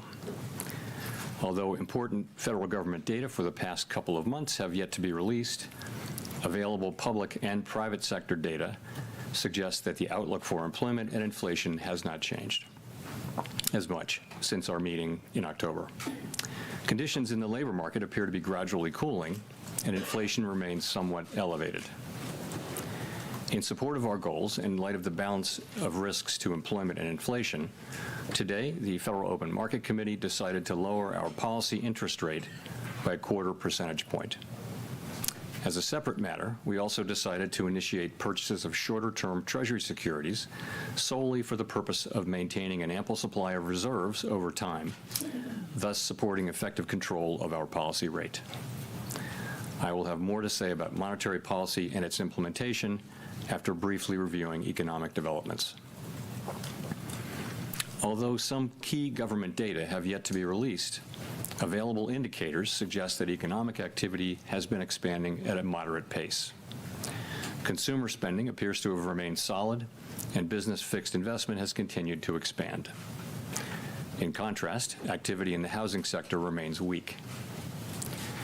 The temporary shutdown of the federal government has likely weighed on economic activity. It's super quiet on the reserve. Spending appears to have remained solid, and business fixed investment has continued to expand. In contrast, activity in the housing sector remains weak. The temporary shutdown of the federal government has likely weighed on economic activity in the current quarter, but these effects should be mostly offset by higher growth next quarter, reflecting the reopening. In our summary of economic projections, the median participant projects that real GDP will rise 1.7% this year and 2.3% next year, somewhat stronger than projected in September.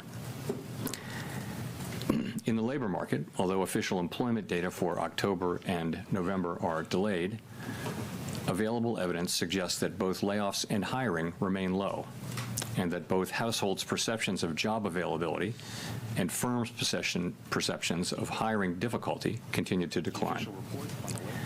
The official report on the labor market for September, the most recent release, showed that the unemployment rate continued to edge up, reaching 4.4%, and that job gains had slowed significantly since earlier in the year. A good part of the slowing likely reflects a decline in the growth of the labor force due to lower immigration and labor force participation, though labor demand has clearly softened as well. In this less dynamic and somewhat softer labor market, the downside risks to employment appear to have risen in recent months. In our SEP, the median projection of the unemployment rate is 4.5% at the end of this year and edges down thereafter.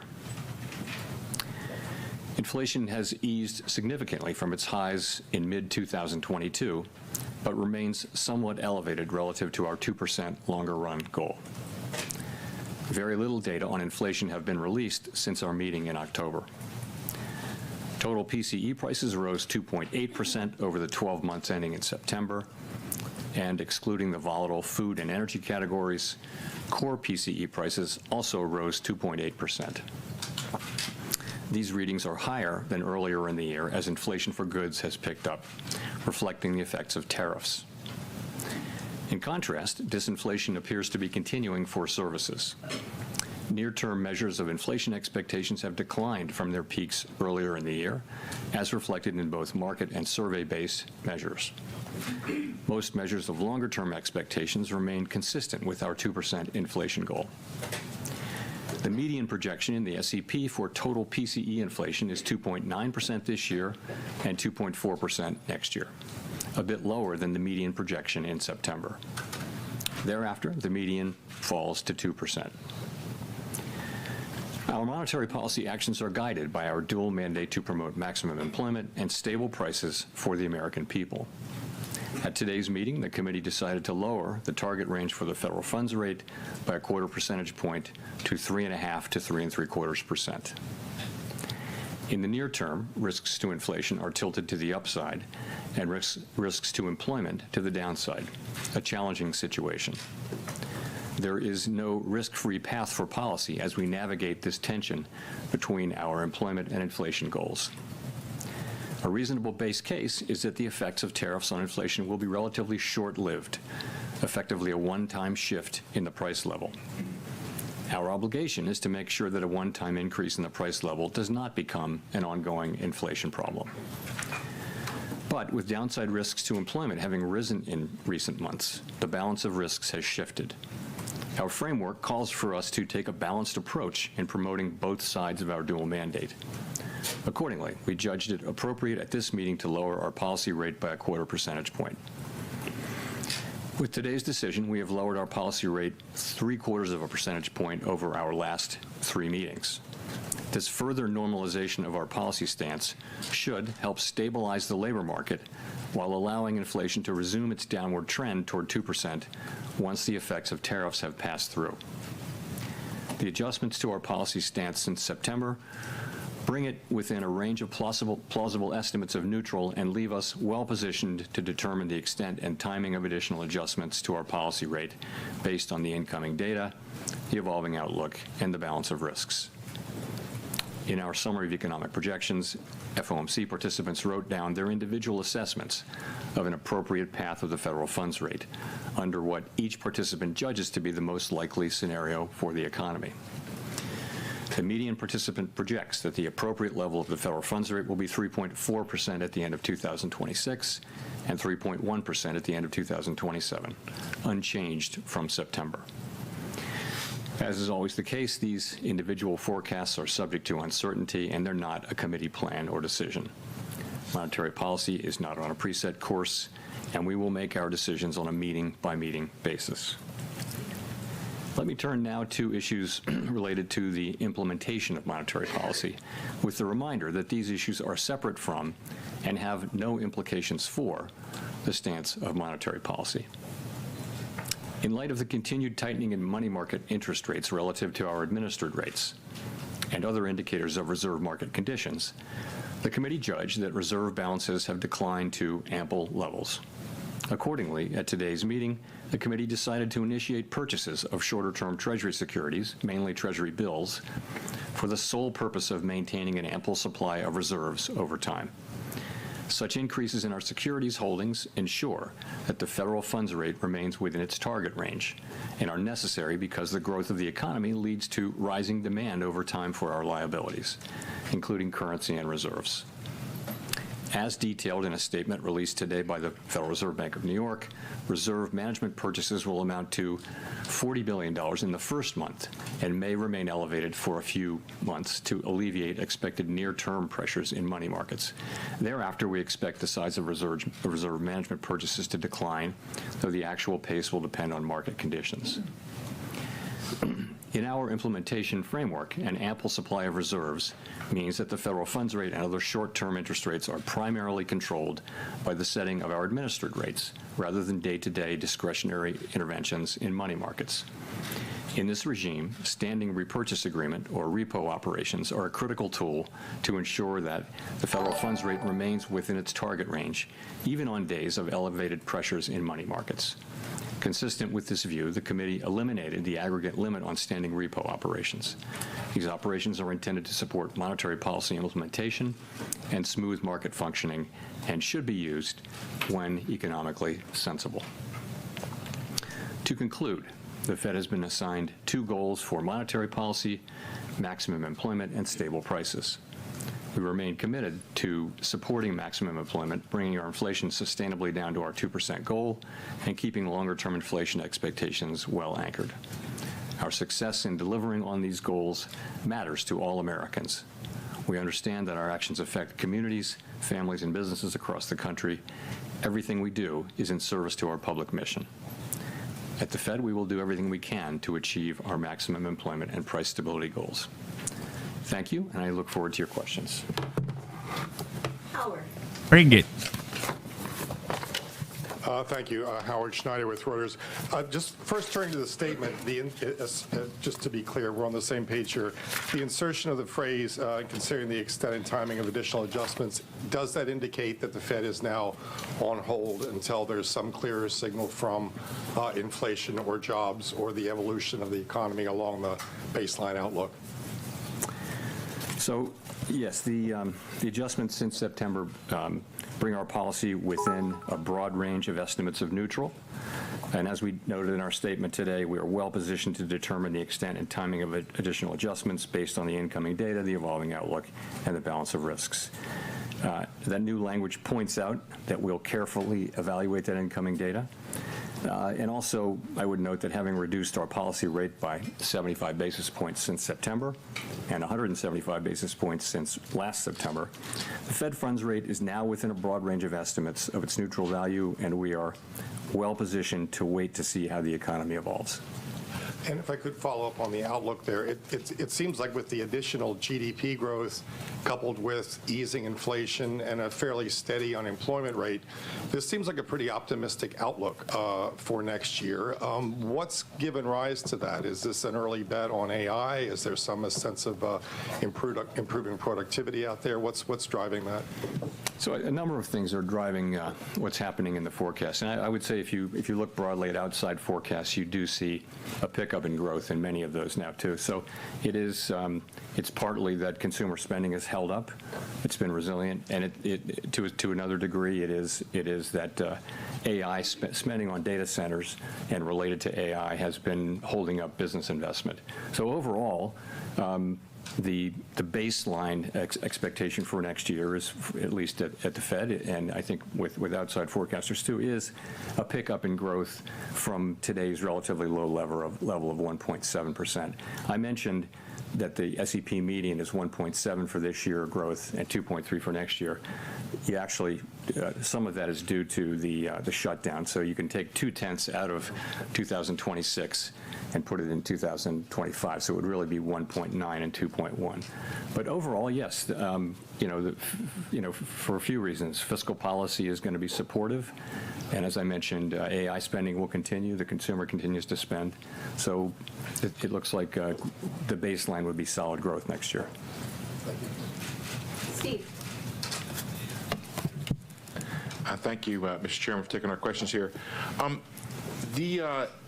You had previously described rate cuts in terms of a risk management framework, and kind of following up on what Howard was asking, is the risk management phase of rate cuts over here, and have you taken out sufficient insurance, I guess, against potential weakness in terms of the data we might get next week when it comes to employment? So we're going to get a great deal of data between now and the January meeting, and I'm sure we'll talk more about that. And the data that we get are going to factor into our thinking. But yes, we have, if you go back, we held our policy rate at 5.4% for more than a year because inflation was high, very high, and unemployment and the labor market was really solid at that point.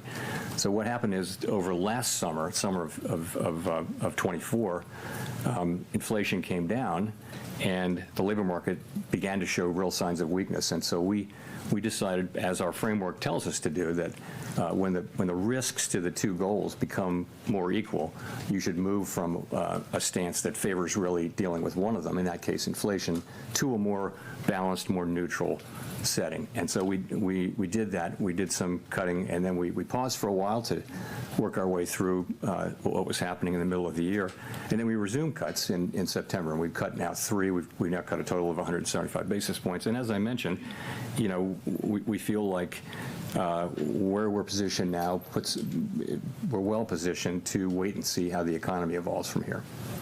If I could just follow up on the SEP,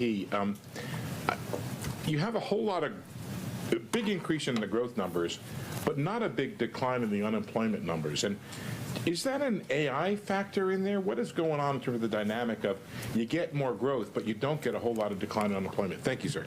So the implication is obviously higher productivity. And some of that may be AI. It just also, I think, productivity has just been almost structurally higher for several years now.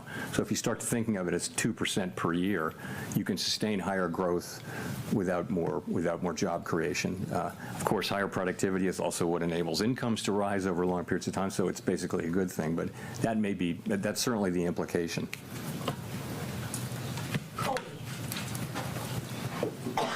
Thank you. Colby Smith with the New York Times. Today's decision was clearly very divided. It wasn't just the 2 official dissents against a cut, but there were also soft dissents from 4 others. And I'm just wondering if this reluctance from several people to support recent reductions suggests that there is a much higher bar for cuts in the near term. And what exactly does the committee need to see if things are well positioned right now to support a January reduction? Sure. So let me just say, as I mentioned, and as I've mentioned here before, the situation is that our 2 goals are a bit in tension, right? So interestingly, everyone around the table at the FOMC agrees that inflation is too high and that we want it to come down, and agrees that the labor market has softened and that there's further risk. Everyone agrees on that. Where the difference is how do you weight those risks, and what does your forecast look like, and where do you, ultimately where do you think the bigger risk is, and it's very unusual to have persistent tension between the 2 parts of the mandate, and when you do, this is what you see, and I think it's actually what you would expect to see, and we do see it. Meanwhile, the discussions we have are as good as any we've had in my 14 years at the Fed. They're very thoughtful, respectful, and you just have people who have strong views, and we come together and we reach a place where we can make a decision. We made a decision today. We had 9 out of 12 supported it, so fairly broad support. But it's not like the normal situation where everyone agrees on the direction and what to do. It's more spread out, and I think that's only inherent in the situation. In terms of what it would take, we all have an outlook in terms of what's going to come, but I think ultimately having cut 75 and the effects of the 75 basis points will only begin to be coming in. As I've said before a couple times, we're well positioned to wait to see how the economy evolves. We'll just have to see. And we will get, as you know, quite a bit of data. I should mention on the data, as long as I'm talking about it, that we're going to need to be careful in assessing, particularly the household survey data. There are very technical reasons about the way data are collected in some of these measures, both in inflation and in labor, in the labor market, so that the data may be distorted and not just sort of more volatile, but distorted, and that's really because data was not collected in October and half of November. So we're going to get data, but we're going to have to look at it carefully and with a somewhat skeptical eye by the time of the January meeting. Notwithstanding that, we will have a lot of the December data by the time of the January meeting. So we expect to see a lot more, but I'm just saying that what we get for example, CPI or for the household survey, we're going to look at that really carefully and understand that it may be distorted by very technical factors. And just one more question on dissents. I mean, you talk about it in a very positive way, just given the complicated nature of the situation we're in economically. But is there any point in which those dissents become counterproductive, either to the Fed's communication and the messaging around the policy path forward? I don't feel that we're at that point at all. I don't. I would say, again, these are good, thoughtful, respectful discussions, and you hear people say, and you hear many outside analysts say the same thing. I could make a case for either side. I mean, I could make that case. It's a close call. We have to make decisions, and we always hope that the data will give us a clear read. But in this situation, you have competing. If you look through the SEP, you'll see that a very large number of participants agree that risks are to the upside for unemployment and to the upside for inflation. So what do? You've got one tool. You can't do two things at once. So at what pace do you move? What size moves do you make, and that kind of thing? And what's the timing of them? It's a very challenging situation. I think we're in a good place to, as I mentioned, to wait and see how the economy evolves. Nick.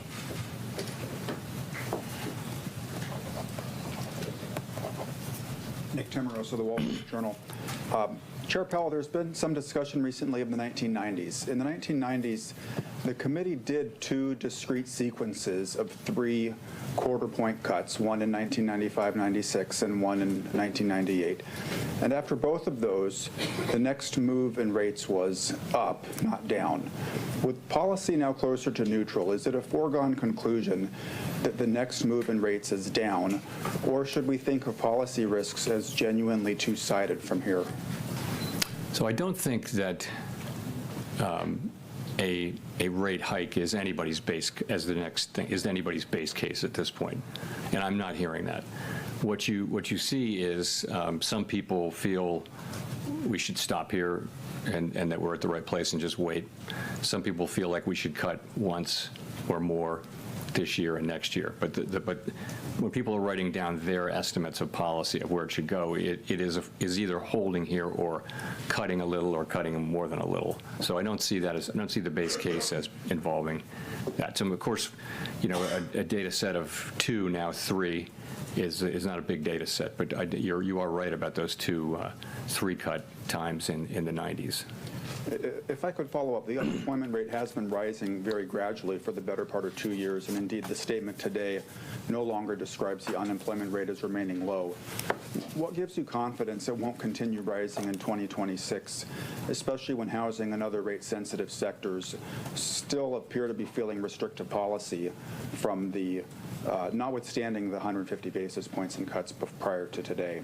So I think the idea is that with now having cut 75 basis points more now and having policy, I'd call it in a broad range of plausible estimates of neutral, that will be a place which will enable the labor market to stabilize or to only tick up 1 or 2 more tenths, but we won't see, any kind of a sharper downturn, which we haven't seen any evidence of at all. At the same time, policy is still in a place where it's not accommodative, and we feel like we have made progress this year in non-tariff related inflation, and as tariffs come through, as they flow through, that'll show through next year.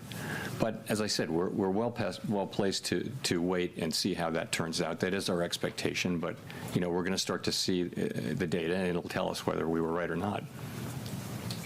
Claire.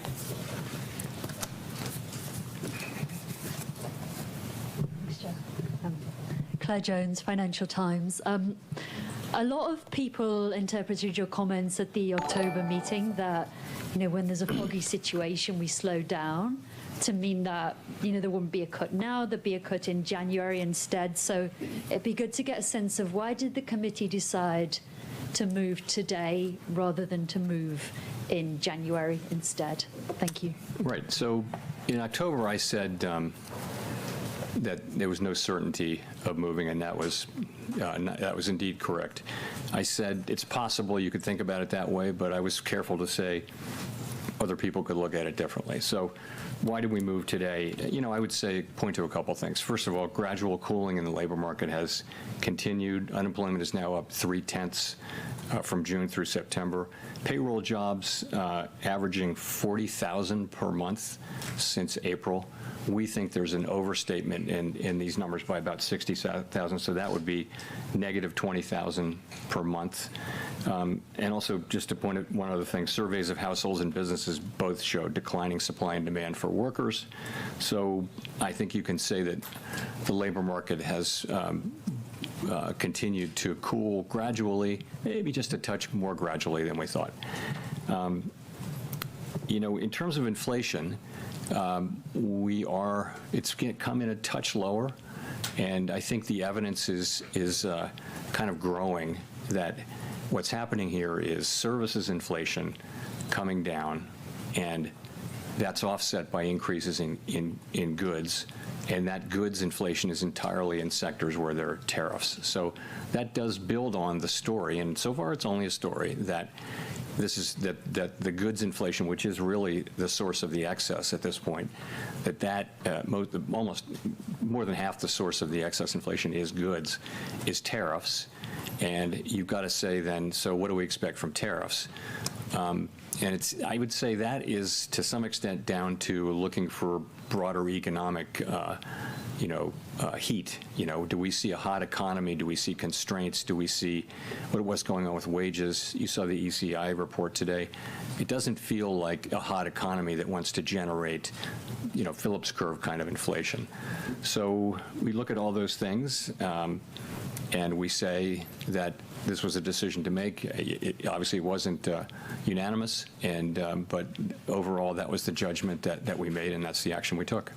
And just on the ample reserves point, how concerned were people around the table about some of the tensions we've seen in money markets? Thank you. I wouldn't say concerned. So what really happened is this. Balance sheet shrinkage, sometimes called QT, went on. We had a framework in place for monitoring it, and nothing happened. The overnight reverse repo facility went down pretty much close to zero. And then beginning in September, the federal funds rate started to tick up within the range, right? And it ticked up almost all the way to interest-on reserve balances. There's nothing wrong with that. What that's telling you is that we're actually in an ample reserves regime. So, we knew this was going to come. When it finally did come, it came a little quicker than expected, but we were absolutely there to take the actions that we said we would take. So, and those actions are today. So, we announced that we're resuming reserve management purchases. That is completely separate from monetary policy. It's just we need to keep an ample supply of reserves out there. Why so big?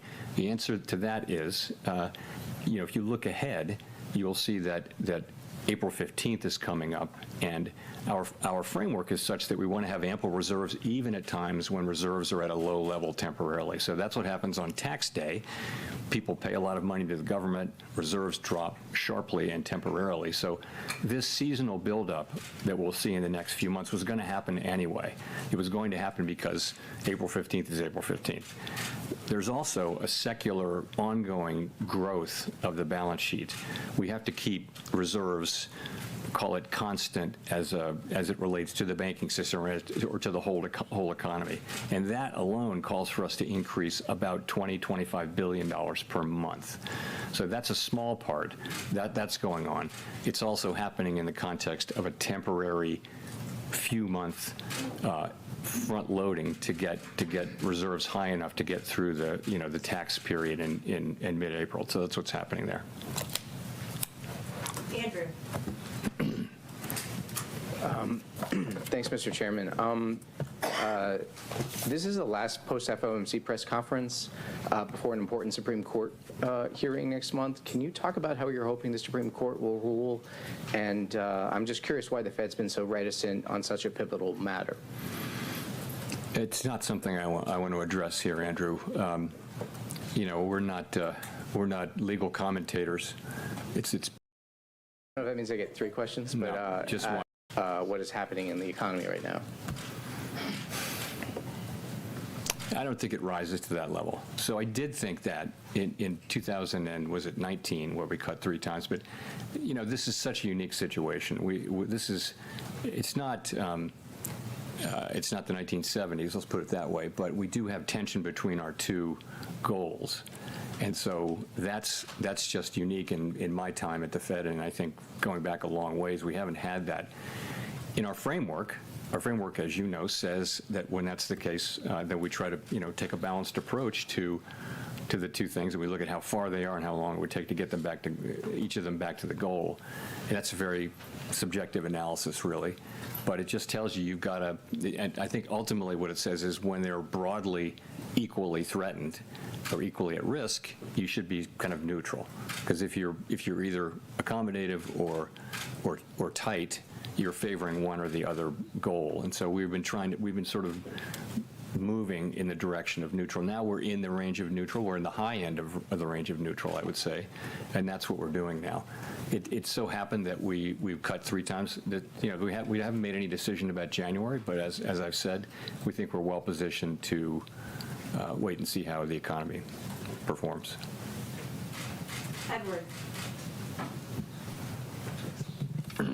Thanks, Mr. Chairman. Edward Lawrence with Fox Business.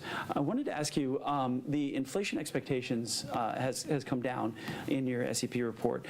Do you see the tariff price increases as passing through in the next 3 months? Is it a 6-month process that we're looking for that to end? And then because of that, is jobs the threat to the economy?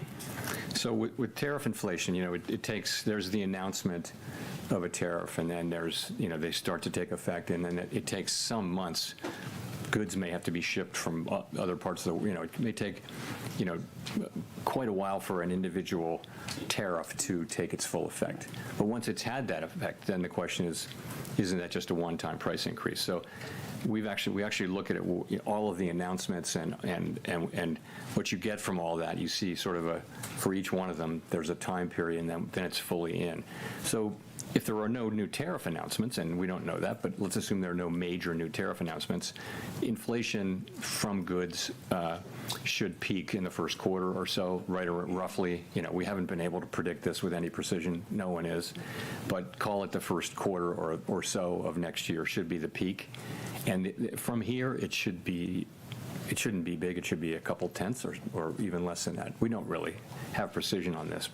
And after that, again, if there are no new tariffs that are being announced that will take 9 months to get fully in, and 9 months is also an estimate, then you should start to see that coming down in the back half of next year. And I want to see if I could address sort of the elephant in the room. The president's been talking openly about a new Fed chairman. Does that hinder your current job right now or change your thinking at all? No. Ooh. No mulligans for it. Michael McKee from Bloomberg Radio and Television. 10-year rates are 50 basis points higher than when you started cutting back in September of 2024, and the yield curve basically has been steepening. Why do you think that continuing to cut now, especially in the absence of data, is going to bring down the yield on the thing that will move the economy the most? So we're looking at the real economy and focusing on that. And you've got when the long bonds move around, you've got to look at why they're moving around. If you look at inflation compensation, it's very that's one part of it is inflation compensation break-evens, and they're at very comfortable levels. They're at levels consistent once you get out past the very short term now. Break-evens are at at quite levels that are quite consistent with 2% inflation over time. So there's nothing happening with rates going up out there that suggests concern about inflation in the long term or anything like that. I mean, I look at these things pretty regularly. Same thing with surveys. Surveys are all saying that the public understands our commitment to 2% and expects us to get back there. So why are rates going up? It has to be something else. It must be, an expectation of higher growth or something like that. And that's a lot of what's been going on. I mean, you saw a big move, toward the end of last year, which was not to do with us. It was to do with other developments. Well, you just mentioned that the public is expecting you to get back to 2%, and Americans overwhelmingly are citing high prices, inflation, as their number one concern. Can you explain to them why you're prioritizing the labor market, which seems relatively stable to most people, instead of their number one concern, inflation? So we, as you know, we have a network of contacts in the U.S. economy, which is really unmatched if you go through the 12 reserve banks. So we hear loud and clear how people are experiencing really costs. It's really high costs. And a lot of that is not the current rate of inflation. A lot of that is just embedded higher cost due to higher inflation in 2022 and 23. So that's what's going on. And so the best thing we can do is restore inflation to its 2% goal, and our policy is intended to do that, but also have a strong economy where real wages are going up, where people are getting jobs and earning money, and we're going to need to have some years where real compensation is higher, it's positive, significantly positive, so nominal wages are higher than inflation, for people to start feeling good about the affordability issue. And, so we're working hard on that. We're trying to keep inflation under control, but also support the labor market and strong wages so that people are earning enough money and feeling economically healthy again. Victoria. Hi, Victoria Guida with Politico. Just to follow up on that, I mean, this is now the third time that you've cut this year and inflation is around 3%. So is the message that you're sort of trying to send with that you're okay with where inflation is for now, as long as people understand that at some point you still want to get back to 2% because inflation is relatively stable where it is? Everyone should understand, and the surveys show that they do, that we're committed to 2% inflation, and we will deliver 2% inflation. But it's a complicated, unusual, difficult situation where the labor market is also under pressure, where job creation may actually be negative. Now, supply of workers has also gone way down, so the unemployment rate hasn't moved that much. But, it's a labor market that seems to have significant downside risks. People care a lot about that. That's their jobs. That's their ability, if they get laid off or if they're entering the labor force, to find work. So that's really important to people. The story with inflation, and we're well aware that this is a story at this point, is that if you get away from tariffs, inflation is in the low 2s, right? So it's really tariffs that's causing most of the inflation overshoot. And we do think of those as likely to, in the current situation, as likely to be a one-time price increase. Our job is to make sure that it is, and we will do that job. But right now, you've got this difficult balance, and there are risks to both sides. There's no risk-free path. If it was just inflation and the labor market was just really strong, and then rates would be higher, as they were for more than a year. We didn't have to worry about inflation. Sorry, about the labor market, because the labor market unemployment was very low. If you remember, when inflation was very high, there was a labor shortage, so we could focus entirely on inflation. Now it's different. We actually have risks to both, and I think we're doing the best we can for people. They also care about their jobs. They do care about affordability, and the best thing we can do there is both to support economic activity, but also, make sure that when tariff inflation goes down and disappears, inflation lands around 2%. Elizabeth. Thanks so much, Elizabeth Schulze with ABC News. Just to follow up, you keep talking about job growth being negative. Why do you think job growth is so much worse than some of the official data? Why do you think job growth is, to follow up on your comments about job growth, why is it so much worse than the official data is suggesting? Oh, well, we know, I think I don't think this is particularly controversial. It's very difficult to estimate job growth in real time. They don't count everybody. They have a survey. And there's been something of a systematic overcount And so we expected, and they correct it twice a year. So the last time they corrected it, we thought the correction would be 800,000 or 900,000. I won't get the numbers exactly right. And that was exactly what happened. So we think that has persisted. And so there's an overcount in the payroll job numbers, we think, continuing, and it will be corrected. I don't have the exact month in my head right now, and that's just, I think forecasters generally understand that. So, and we think it's about 60,000 a month, so 40,000 jobs could be negative 20, and that could be wrong by 10 or 20 in either direction. But in any case, but the thing is, that's job creation in a way. That's demand. Labor supply has also come down quite sharply. So, if you had a world where there's just no growth in workers and you really don't need a lot of jobs to have full employment, some people argue that's what we're looking at. But I think a world where job creation is negative, I just think we need to watch that situation very carefully and be in a position where we're not, pushing down on job creation with our policy. When we're talking about supply, we have seen major American employers like Amazon cite AI in job cuts. How much right now are you factoring in AI into the current weakness in the job market? So it's probably part of the story. It's not a big part of the story yet. We don't know whether it will be. But, for example, if you look at, you can't miss the big announcements of layoffs and also companies saying that they're not going to hire anybody for a long time, and they cite AI. That's all clearly happening. At the same time, people are not filing for unemployment insurance, and since job creation, job finding rates are extremely low, if there were big numbers of layoffs, you'd expect the continuing claims to go up, and you expect new claims to go up. It really haven't much, so it's a little bit curious. But longer term, though, the question is, what are we going to see here? And we don't know, but it's it may be that in past technology, really significant technology innovation eras, you have seen some jobs destroyed and other jobs made. Ultimately, what's happened for a couple hundred years is when you get through all that, you have higher productivity and you have new jobs, and there are enough jobs for people. This may be different. It's every time we have a wave of technology, we think, oh, this could put a lot of people out of work. What are they going to do? In the past, there's always been more work and higher productivity, and incomes have risen.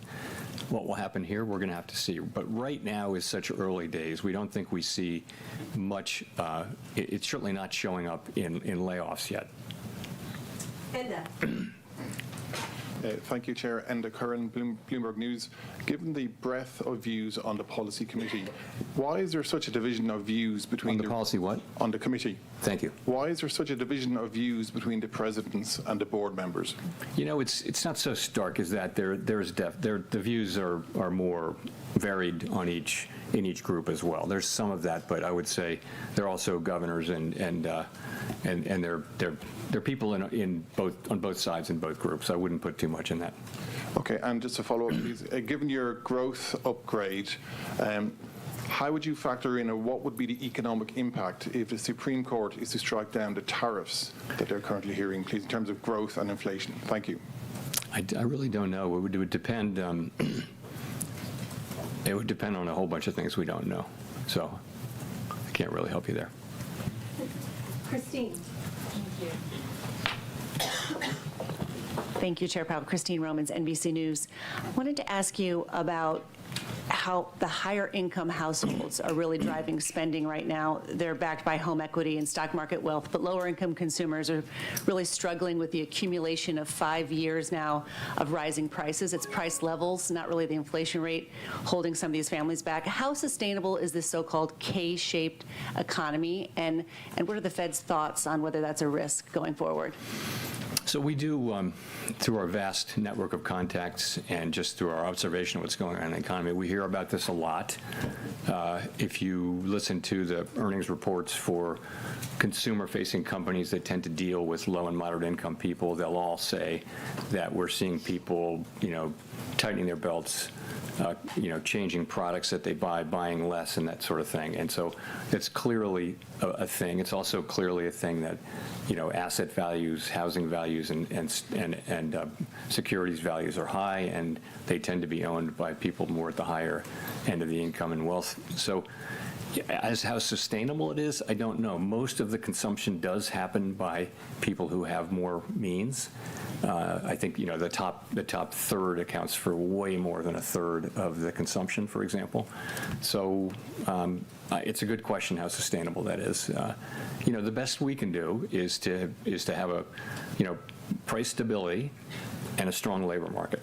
And what we saw, for example, what we saw at the end of the very, very long expansion that ended with the outbreak of the pandemic, we saw that it was 10 years and 8 months or something like that, the longest one in recorded history. In the last 2 years, most of the largest part of the wage gains were going to people in the bottom quartile, the bottom part of the low and moderate income. So, having a strong labor market for a long period of time is really, really good from a social standpoint. It's helping people at the lower income levels, and that's what we all want to get back to.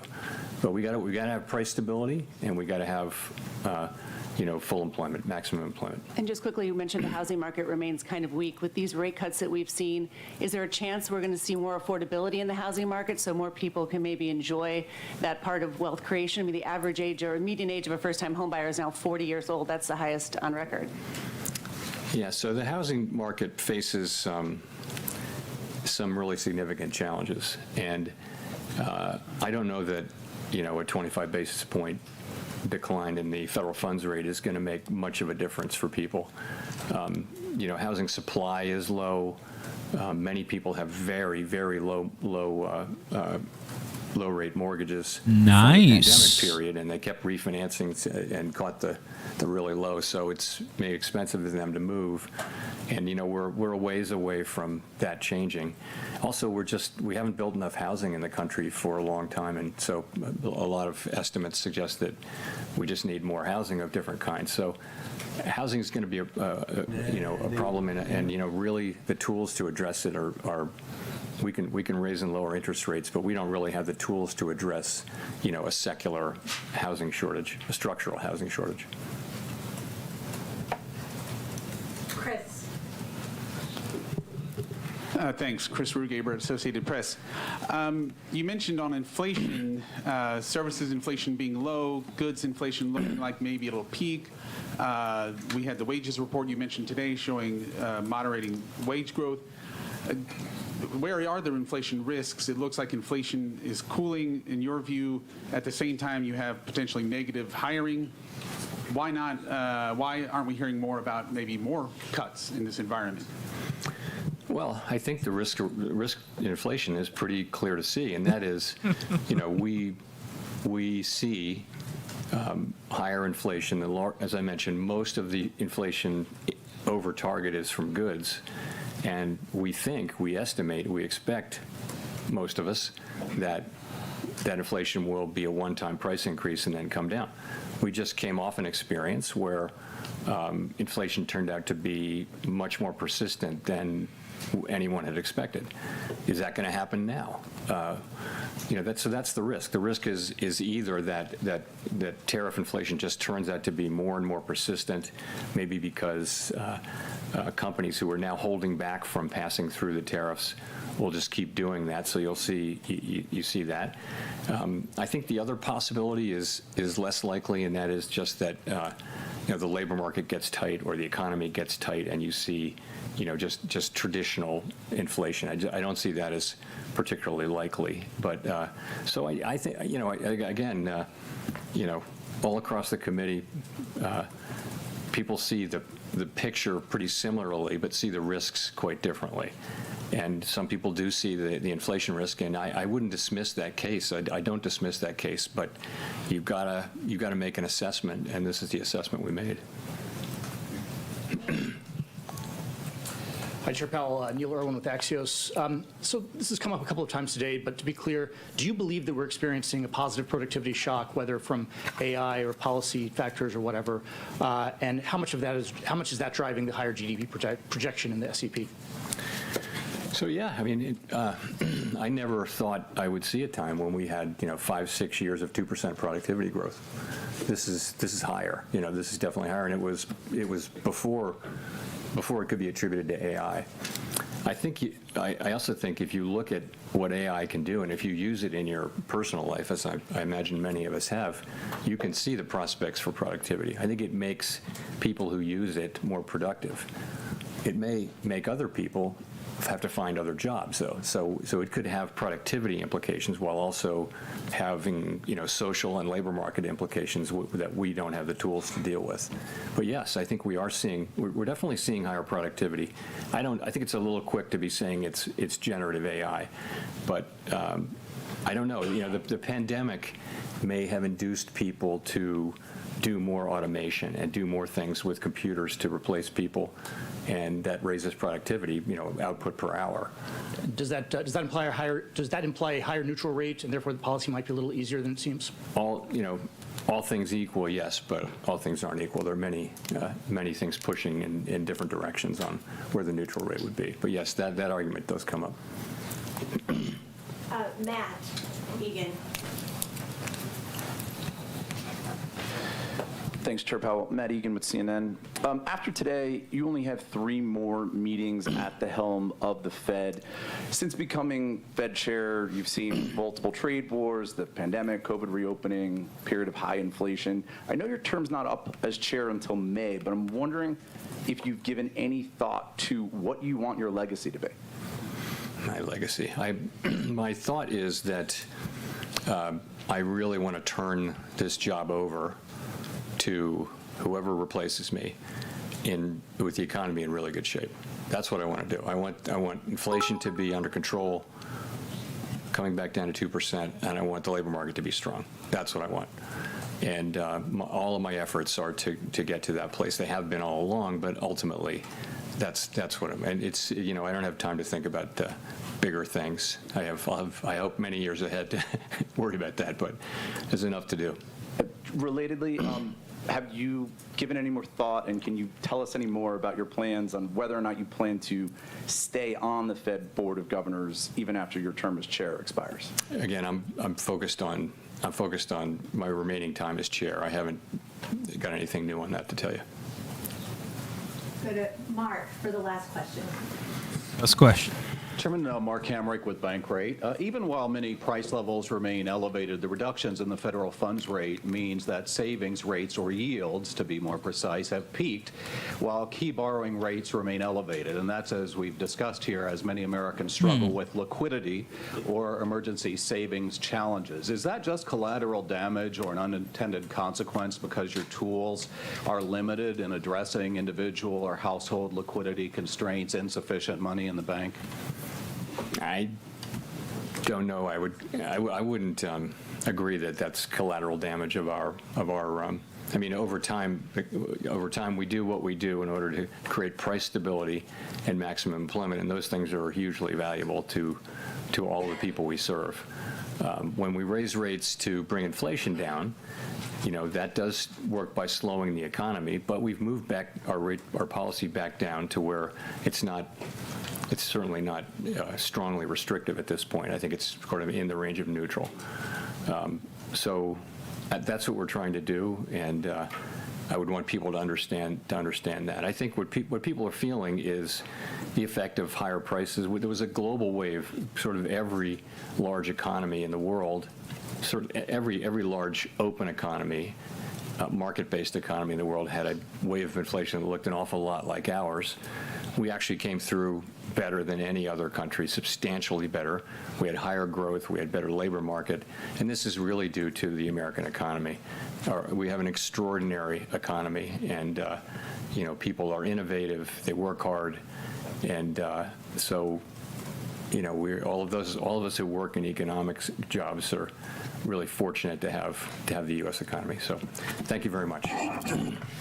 Boom, everybody, welcome. Jerome Powell not looking to hike. Oh! For technology. A lot of global competition, but you'd rather be playing our hand than any other hand in the world. We have a good hand right now, don't we? Joe Biden secured just really much less than $8 trillion of new investments in 4 years. And in 10 months, we secured more than $18 trillion. So 18 times the amount in 10 months what they did in 4 years. And they would have gone negative. They were heading toward negative. In other words, not $1 trillion, but it could have been 3 or 4 or 5 trillion less because people were leaving. So it was a big turnaround. In 10 months, the $18 trillion, it's a record. There's never been a country that's gotten anywhere near that. In the Middle East, when I left the Middle East, we brought back $3 trillion and lots of Boeing airplanes, like 300. And Boeing gave me the award for the greatest salesman in the history of Boeing, which is a nice little award. I have a little plaque. The greatest, I think I've sold 1,000 Boeing planes. Can you believe it? Now all they have to do is make them. Okay? They got to make them, but they will. But we have made historic trade deals with the United Kingdom, China, Indonesia, Vietnam, Japan, the EU, Malaysia, Cambodia, El Salvador, Argentina, Ecuador, Guatemala, Switzerland, Liechtenstein, Thailand, and South Korea, and many others. And a lot of it's based on the November 5th election result, which was a we won all 7 swing states, the popular vote. We won the Electoral College by a landslide. We won counties. The counties, they do it. I don't know. To me, it's the most accurate of all in many ways. We're 2,700 counties against 525. That's pretty good, right, Cristiano? Very good. 2,700 against 525. 525. That's why when you see the maps are all red, except for two little blue lines on the right and the left side of the map. They're probably changing too. Americans are great builders, and in the Trump administration, America is once again a country where innovators get a green light. You have the greatest innovators in the world at this table, and representing a lot of their friends who are competitors and friends. But we're really on a big move to get rid of red tape so they can run their businesses and not have to wait 10 years for an approval. In the old days, getting some of these approvals for plants that are already being built would have taken 10, 15, even 20 years prior to rejection. You'd get rejected. You'd work 20 years and then you'd lose 5 to 4. And we're getting plants approved in a matter of weeks. The biggest plants ever built in a matter of weeks. For every new regulation, we're slashing more than 10 old regulations. So we're not allowing regulations unless they slash 10 old regulations. We did that in the first term, and we cut more regulation than any administration ever. In our first term, we have the all-time record. I think we're exceeding it here.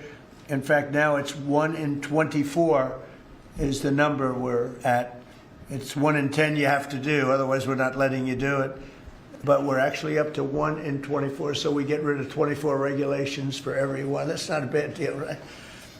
And it's been very exciting, actually. But including we're allowing 100, in the great big beautiful deal, we're allowing 100% expensing for capital expenditures, including investments in factories and equipment and structure. So including even structure. So that if Michael goes out and builds a factory, you can take it against tax immediately, the whole thing. You don't have to wait 38 years or do it over a 38-year period. And I think that's what made the first tax cut, which we, by the way, got extended in this tax cut. So, and you add it up, it's the biggest tax cut in the history of our country. But I think that the expensing factor, and it's good for 10 years too, I think that's the, maybe was the reason that so much growth was, there were other reasons, but so much growth was gotten in the first term. So earlier this year I said that the challenges of our time demand a new spirit of patriotism and national loyalty in Silicon Valley, smart people, and from the whole technology sector, and that patriotism is on huge display here in this room with some of the most brilliant people. And I'd now like to ask Secretary Howard Lutnick to say a few words, and OSTP Director Michael Kratsios also say a few words. And I look forward to hearing from Michael a little bit about this subject. Cristiano, welcome. And Arvind, you'll say something, and I appreciate it. And anybody else wants to say a couple of words, feel free. Good job. So why don't we start with Howard, please? So the key to America's success is the amazing innovators that we have. I mean, we have invented everything from the light bulb, transistor, GPUs. We are on the edge of everything. And we need to keep being on the edge. And the people at this table and this industry is why America's great. We need to build here. You know, for too many years, we innovated and we let everyone else build our stuff. And we just can't do it anymore. So with President Trump coming and winning the election on November 5th, we changed that, and now we're going to build it here. You've done everything you can, and you've heard trillions and trillions of dollars of technology build coming home to America to protect and defend us and use our innovations here. You're driving interest rates lower, and you're going to continue to drive them lower. That makes it cheaper. It makes it more exciting to build here. You're blowing out the regulatory deep state so that people can build here and do it fast. And the last thing is, because of our investment in energy, we're going to drive down the cost of energy for all Americans, including people who are building here. Drive down the cost of energy. It's great for America. Put all of that together, and you're going to see the greatest growth the United States of America has ever seen. You're going to see north of 4% next year, and then it's going to go up from there to 5s and 6s. This president's going to drive the greatest GDP growth, led by the tech sector coming home and driving growth. Well, thank you. You know, one of the things I'd like to say just before going over to Michael, and this Michael, and then we'll have this Michael, all right? But one of the things I'd like to say is, in the old days, when you announced really good results in this country, the stock market went up. And that's the way it should be. And we're going back to that. Because otherwise you can never really attain true greatness. In other words, GDP at 4. Oh, 4 is so high. Let's raise interest rates and kill it. And we're going to go back to the old days. When we announce great results, it doesn't mean we're going to raise interest rates and try and kill it. It means that instead of 4% GDP or 3%, which I said it's so wonderful, 3%, it should be able to be 20 or 25%. I don't know why it can't be. You shouldn't kill it. And so we hope that if this country announces great results, because you're going to see great results over the next couple of years, all these plants, and I'm not just talking about AI, we have the biggest number of auto plants planned. Toyota just announced $10 billion in plants built various couple of locations, few locations in the country, just a little while ago. They're all coming here. They're coming here because of tariffs, because they don't want to pay tariffs, but they're coming here because of the election and the mindset. But when we announce good results, the market should go up. Now it's when you announce good results, Michael, the market goes down because they say, oh, that means things are good. That means we're going to kill it by raising interest rates. I think it's really wrong. It should be the opposite of what it is now. It should be the way it used to be.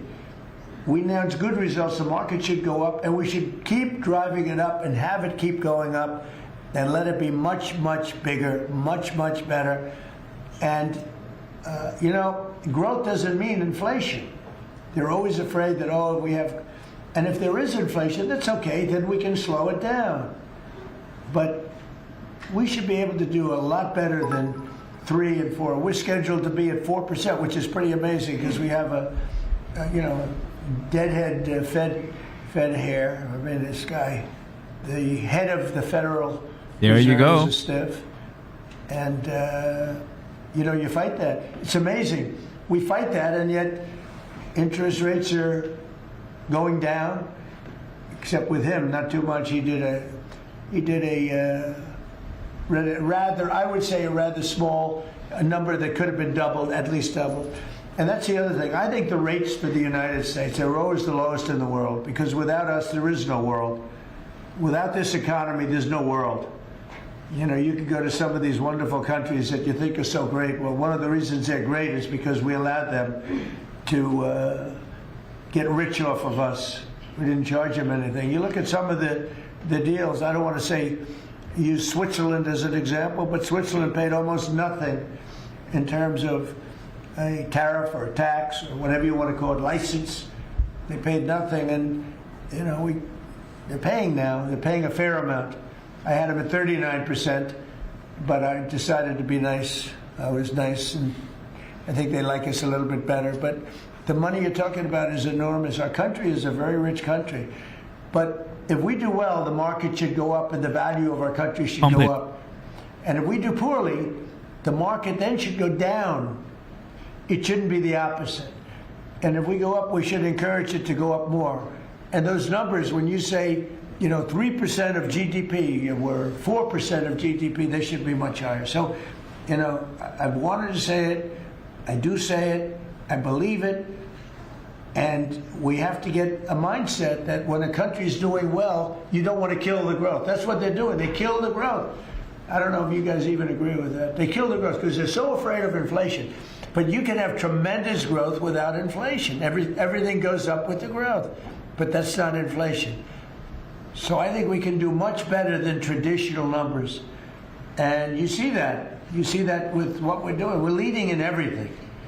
And now, and remember this, as far as prices are concerned, and they talk about affordability, I inherited the worst inflation in the history of our country. They say it was 48 years, but I say it was the history. What difference? It's 48 years, they were telling me. They said I was being inaccurate because I said the history. I think 48 years is a long time, but it's actually, I disagree. I think it's the history.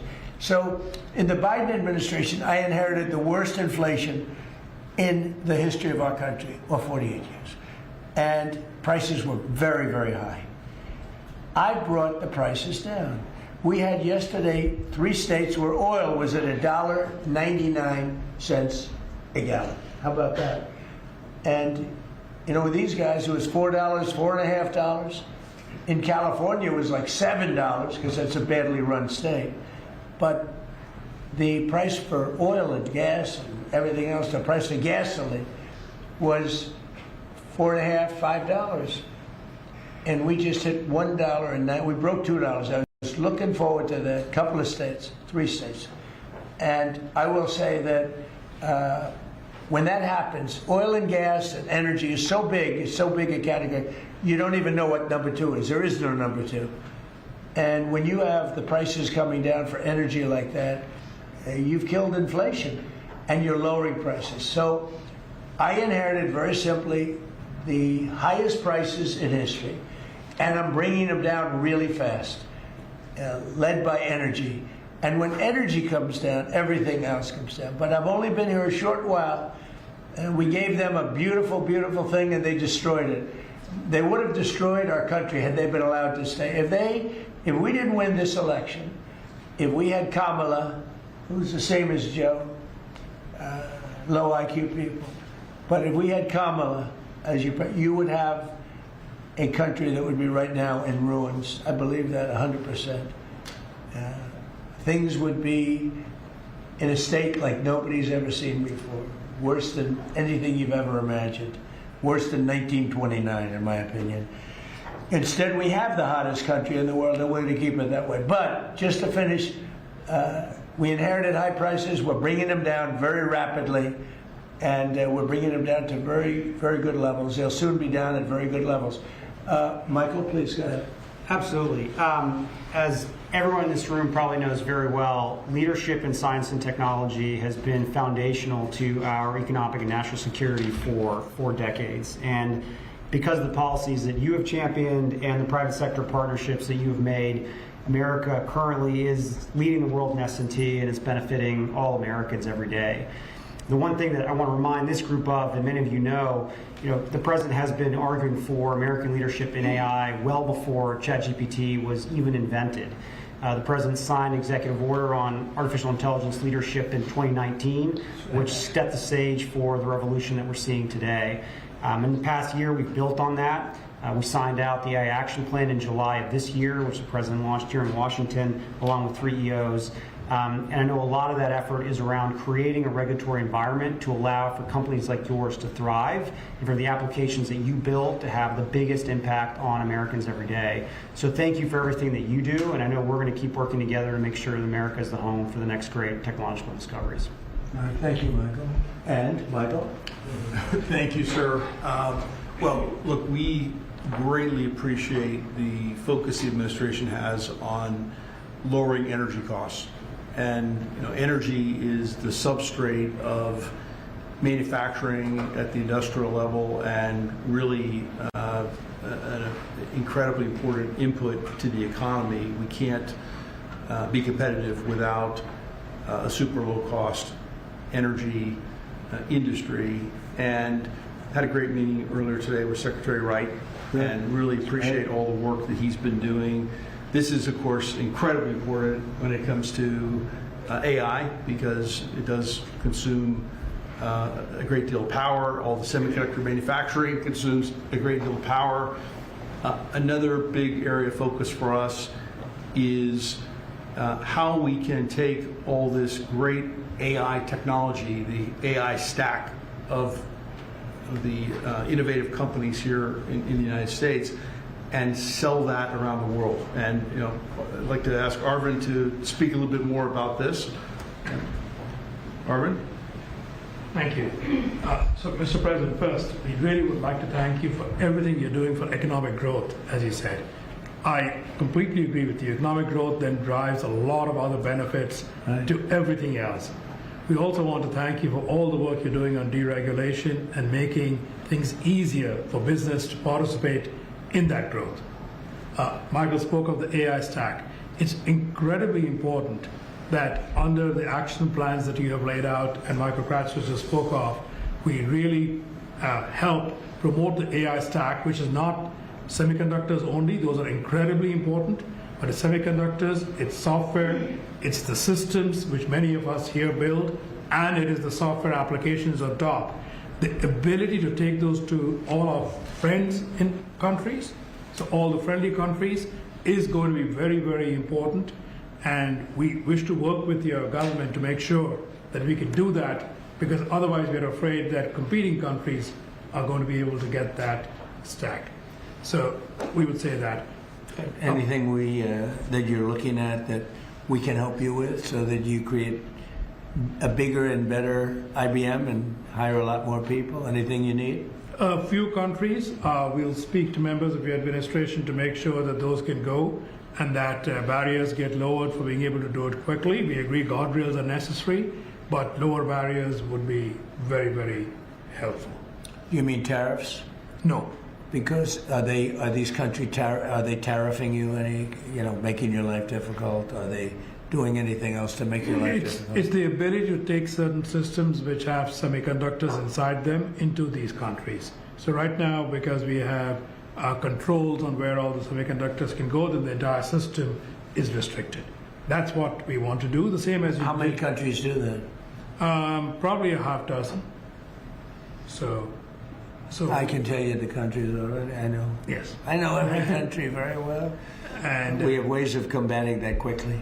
So you'll let me know. And the last part I'd like to say is I'd also like to thank you for all that you're doing to help modernize government itself, because we think that that's incredibly important. You know, you've made a number of announcements, but a couple that I'd just like to point out. We worked with Commissioner Frank Bisignano to help make Social Security better. So I would like to thank you for your help on that. And we'll work with him on making IRS. He's done a fantastic job. He is. Frank's great. He's done a great job, Frank. He's had a great career, actually left a tremendous career where his salary, I think, was 100 times greater than it is now. And he was at J.P. Morgan Chase, and he's doing he did a great job at Social Security, quickly. And we hope to help him replicate that now at the IRS also. Very good. Thank you very much. Good job.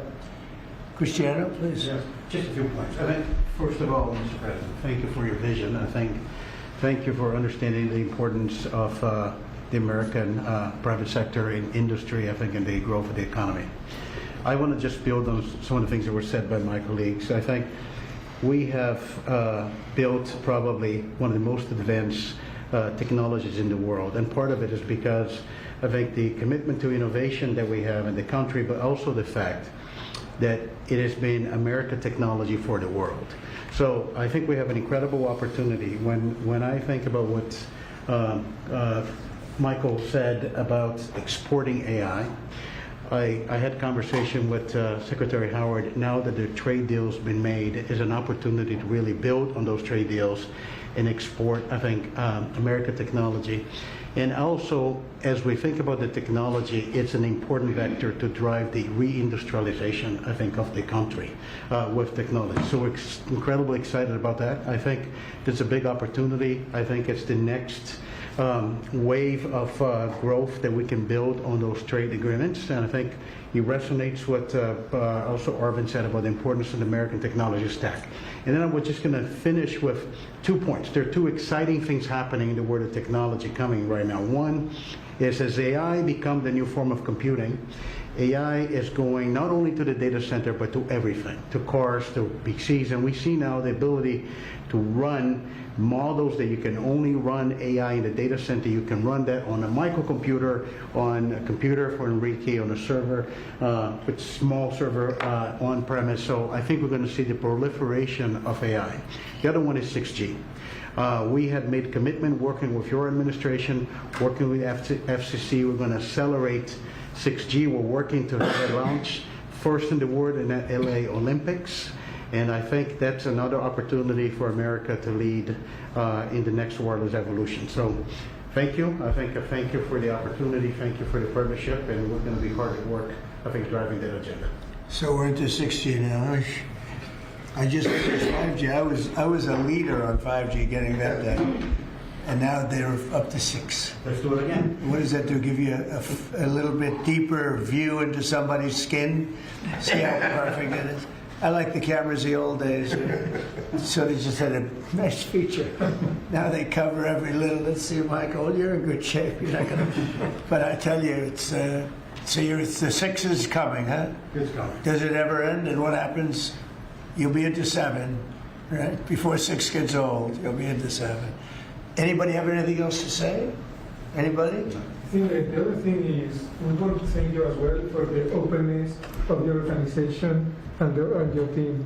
We always find people that wants to hear what we need and is willing to design programs that will support us. So thank you for. Well, we're here to serve you. We want you to just dominate the whole world in terms of what you do. It's a very important world, and you're doing that. And we're making it easy for you, and that means you're going to do it faster. It's more jobs, and a lot of good things happen. Right? Go ahead, please. Mr. President, you may not recall, but in your first term, you actually sponsored the Department of Energy to build the largest systems ever built. And thanks to your sponsorship, the Department of Energy owns the 3 top supercomputers in the world. Yeah. And we build it with them. And these are systems that can do quintillion operations per second. And that means we can solve a lot of... we made that possible. It's worked out very well. Good. Solve problems. So now we're going to build the next generation again. Good. Sounds good to me. Any questions, please? Mr. President. Thank you. Can you explain a little more about this Venezuelan oil tanker and share a little more information? Well, I'll let the people do it, but you see the result, and I guess they probably have released the pictures by now or pretty soon. You'll discuss that with the appropriate people later on, but no, it was seized for a very good reason. Sir, there's a new proposal from DHS that would see tourists from a lot of countries have to hand over 5 years of social media history to get a tourist visa. Are you concerned at all that if that's implemented, there would be a decline in tourism next year? And what sort of material do you think is... No, we're doing so well. We just want people to come over here and safe. We want safety, we want security, we want to make sure we're not letting the wrong people come into our country. We're getting rid of a lot of bad ones from jails, from mental institutions, drug dealers, and we're getting a lot of bad people, murderers. 11,888 murderers, half of them, almost exactly half of them, committed more than one murder. We're getting rid of them. In some cases, we don't even want to get them out. We put them in jail because we're afraid they're going to come back into our country. We're not going to let them back in. So we've taken a very tough stand, and you see where we've been. like Washington, D.C. now, people walk down the streets, they go into restaurants at night. It's beautiful. It's like this beautiful thing to see, because until I got here, this was a very, very bad place. We had a terrible thing happen 2 weeks ago with terrorism with regard to 2 National Guards people that are so phenomenal. One is no longer with us, and one, amazingly, we weren't looking with great hope on that, that Andrew. And today he got out of bed, actually, stood up, didn't say anything. It's a little early, but the chances of Andrew, other than his mother, who said, nope, he's going to be okay. His mother was the most positive person, and could be that she'll be right. It's pretty amazing. Made progress. It was both of them were so badly hurt. We never thought that one could survive. So it looks like Andrew's doing pretty well. The winner of the Nobel Prize dedicated the prize to you, the Nobel Peace Prize, and she left Venezuela at a very, very soon make it to the ceremony. There is a risk she could be arrested, actually. What would happen if she's arrested? What message do you send, or would you send to Nicolas Maduro?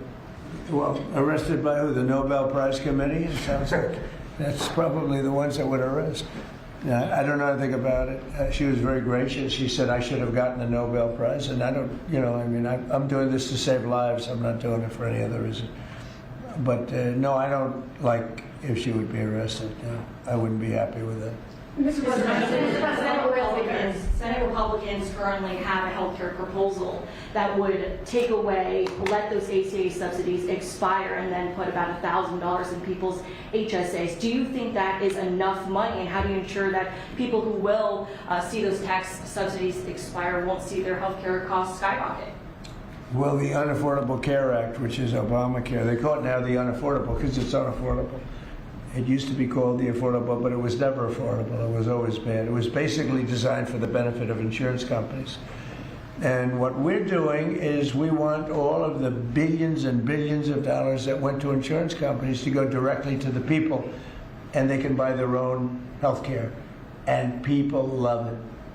I don't know if the Democrats are going to approve it because they want the insurance companies to make money. It was a scam. Obamacare was a scam.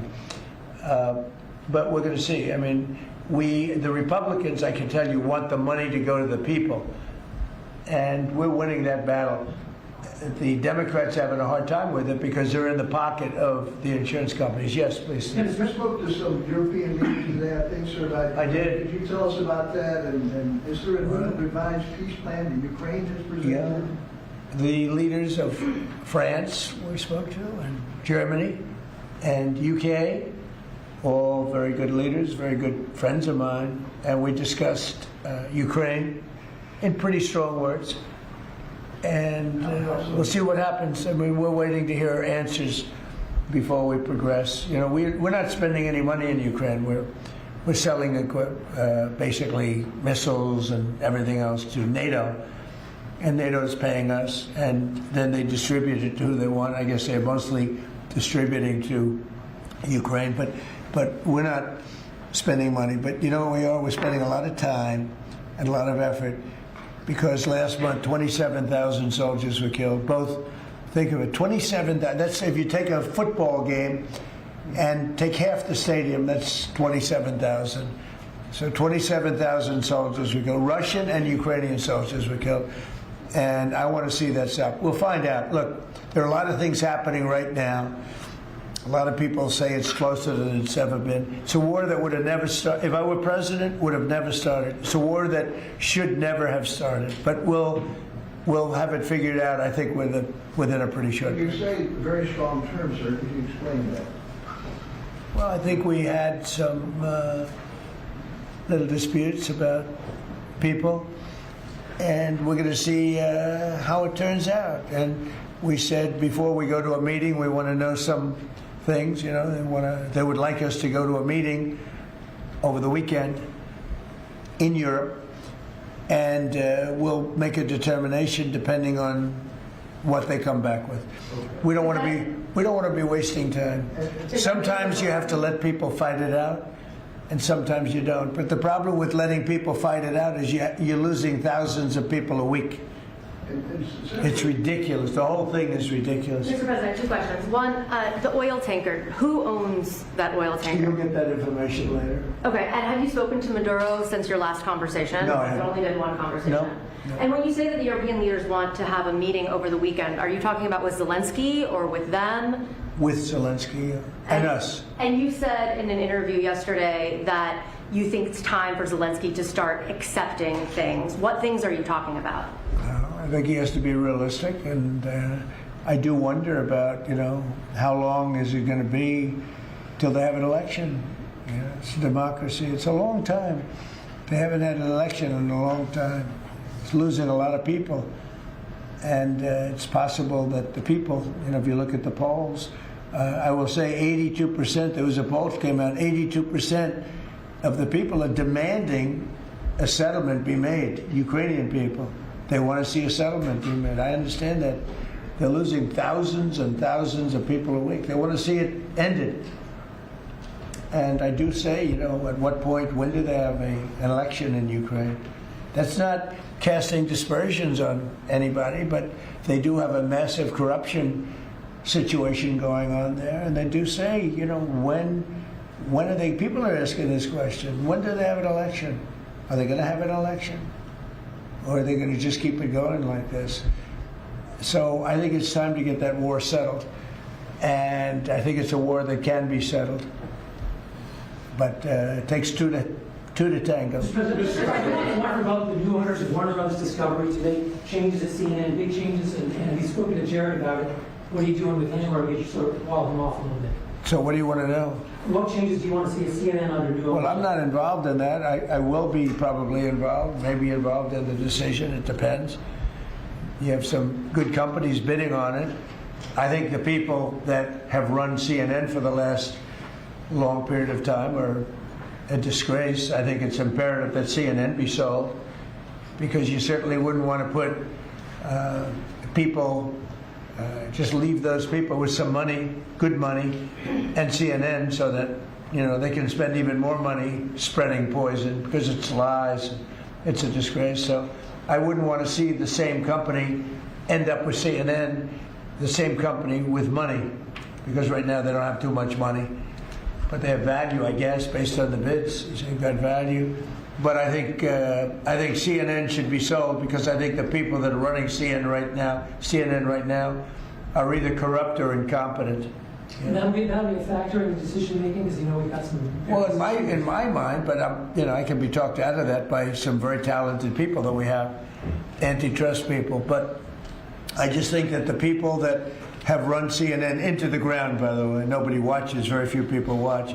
I don't think they should be entrusted with running CNN any longer. So I think any deal should be guaranteed and certain that CNN is part of it, or sold separately. But I don't think the people that are running that company right now and running CNN, which is a very dishonest group of people, I don't think that should be allowed to continue. I think CNN should be sold along with everything else. Sir, you spoke about affordability earlier in your remarks and yesterday in Pennsylvania. How much more can we expect to see you on the road kind of delivering that message? And are you worried at all about the Democrats winning a couple more things in Miami and Georgia? I don't worry about it. It's like statistically, it's amazing. When you win the presidency, even if you win by a landslide like we did, and even if you do a good job, and some people say we've done the best opening 10 months in history, in the history of the presidency. I think we have.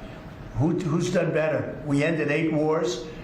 We have the strongest economy. We have $18 trillion coming in, which is more than any country had, times I think 5 or 6.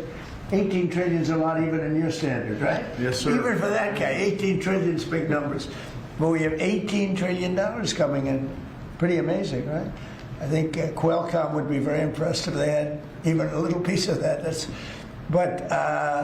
So we've done a great job. But for whatever reason, and nobody's been able to give me an answer, when you win the presidency, you seem to lose the midterms. Even if you win the presidency by a lot and you do a great job as president. Some presidents have done good, and they've lost. I think it's like 2 times in the last many, many years it's been won. I don't know why. It doesn't make sense. Usually I can figure things out, but I don't know why, but that seems to be. But other than that, we should win because we're doing great. The economy is roaring. I think the economy is only going to go, better with all this money pouring in. We have factories being built, and forget about AI. We have AI more than anybody. We're leading AI by a lot.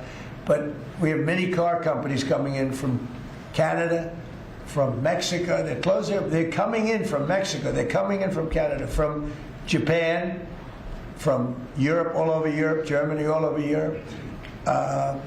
We're doing great. But for whatever reason, it doesn't matter how well they're doing, good and bad. The bad you understand, but even when a president's doing well, they seem to not do well in the midterms. So we're going to try and change it. There should be no reason for it. If anybody at the table can figure out, Bruce, a nice psychological reason, but so I want to win, and winning the midterms is important. People want us to win the midterms, and I think we have great spirit. We should win the midterms, yeah. Under Joe Biden's administration, during COVID specifically, Biden removed the safety standards on abortion drugs. Now I'm hearing from a lot of pro-lifers that they're very anxious because yesterday Bloomberg reported that your FDA is slow-walking a review of the abortion drugs that Secretary Kennedy promised. Yeah, How soon do you want to see that? I'll find out. I'll ask them. Do you want to see I don't think they're slow walking anything, but I'll find out. Yeah. Any update on the clashes between Thailand and Cambodia? Yeah, we're scheduling a phone call tomorrow. Mr. President. With Thailand. On the Fed chair. With Thailand, if you just to answer, Steve. We're back. With Thailand and Cambodia, I think. OBS disconnected just for a few seconds. It's been a while. What's up? Think of it. Settled 8 wars. Every once in a while, one will flame up again, and I have to put out that little flame. I have to put it out, but we're going to put it out again. So I think I'm scheduled to speak to them tomorrow and see if I can. It was unfortunate what happened. I mean, I know exactly what happened. It got it started a little bit, but we'll see if we can put it out. We're interested in the seizure of this tanker. What happens to the oil on this ship? Well, we keep it, I guess. Where does it go? What port does it go to? Well, you have to follow the tanker. You're a good newsman. Just follow the tanker. Do you know where it's going? Follow it. Get a helicopter and follow the tanker. Is it true it's going to But we're going to, I assume we're going to keep the oil. Mr. President, on Fed Chair, Kevin Hassel said you were going to announce your decision within the Chair, next Fed 2 Chair. weeks. Is that correct? Maybe. Are you doing your interviews with finalists today? Well, I'm meeting with Kevin Warsh today, so I'm meeting with him. I sort of have a very good idea what I'm looking for.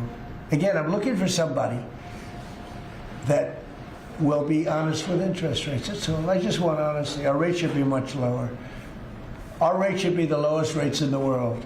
Because all these countries that you see, Pump it. with low rates, many of them are low because of us, because they suck so much money out of us. But that's not happening anymore.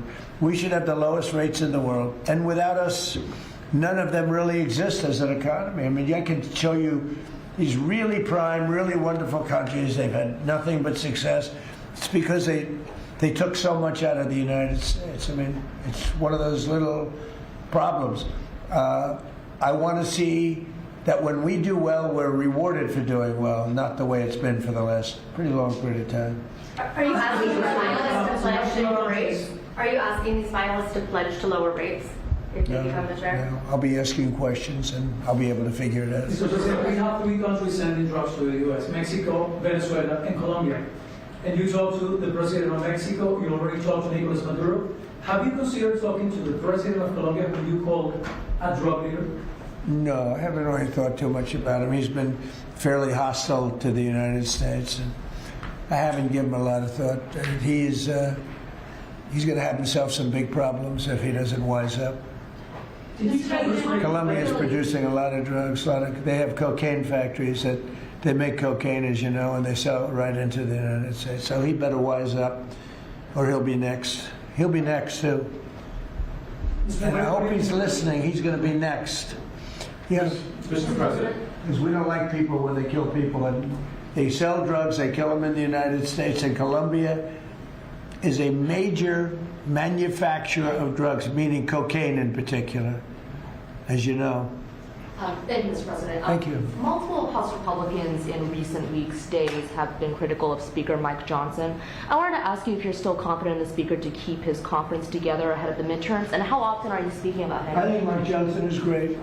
You know, he's had a majority of 2, 3, 4, then back to 2. We actually had 1, so we were 1 heart attack away from disaster. So everybody prayed for everybody's health. I think Mike Johnson's been a fantastic speaker. I mean, a very hard job because, you know, when you have a small majority, and we got the biggest bill in the history of our country approved, the Great Big Beautiful Bill. I call it the Great Big Beautiful Bill. There are different names for it, but to me it's a Great Big Beautiful Bill because it gives the biggest tax cuts in history, the biggest regulation cuts in history. No tax on tips, no tax on Social Security, no tax on overtime.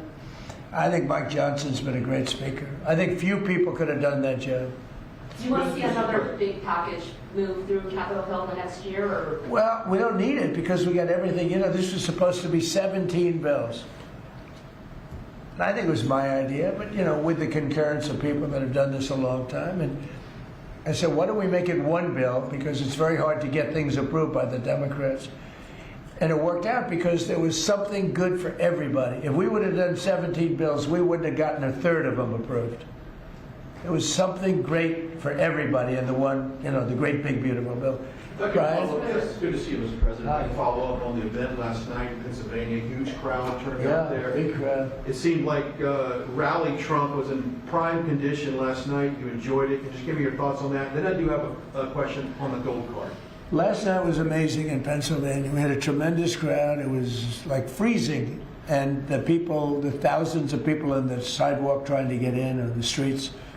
It was an amazing evening, actually, and I think people really enjoyed it. I enjoyed it. You could tell that. I can tell that you enjoyed it. I enjoyed it. I really did. Well, you know, it's easy to enjoy when you do a good job, and, you know, when you can talk about things in a very positive way. It's hard not to say it. We have potentially the greatest economic boom in the history of the world. It's being built right now. And when it opens, there will be nothing ever in history like what's happening in our country. And, you know, Washington, D.C. is safe, and Memphis is now. Look at Memphis. Crime is down 60% in Memphis. We just got there 3 weeks ago. And we're going to have New Orleans. New Orleans was we just sent a group of people there, and crime is down 28% in about 3 days.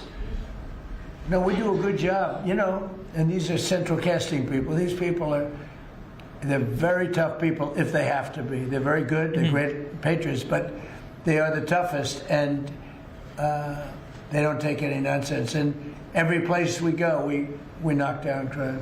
Too bad that we're not invited more into Chicago, because we could save Chicago very quickly. But even that, we're doing it on a minimal basis until, you know, at some point we'll just go in and do what we have to do if the governor doesn't wise up. They got a bad governor, they have a bad mayor. I would say they're both incompetent, but it's hard to believe that people don't want to stop crime. We could stop the crime in Chicago in about 2 weeks. Go ahead. My question is on the gold card. I apologize if I missed the answer to this. Is there a limit to how many gold cards these companies can buy? Howard? So the program is part of the already approved visas. So we're just going to have great people come into this country. You know, the average green card holder earned less than the average American. So they were more likely to be on the dole and be on our assistance programs than average Americans. And the idea is from President Trump, he wants to raise it, bring in the best people into America. So same visas, but now just full of the best people. Basically, it's a green card, but much better, much more powerful, a much stronger path. And a path is a big deal. Have to be great people, but much stronger path.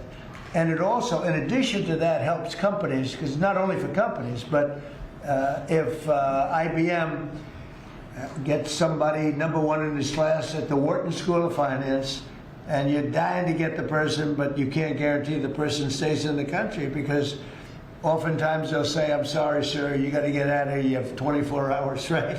And you say, where's my employee?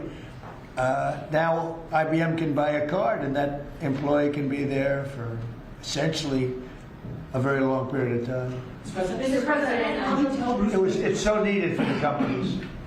You know, it's needed for others, but really, it's basically a much better form of a green card. And you can't get green cards; they are impossible to get. This is much better than a green card. Yeah. Yes, so did you tell Bruce Lincoln not to run for governor, or that she should think about not running for governor?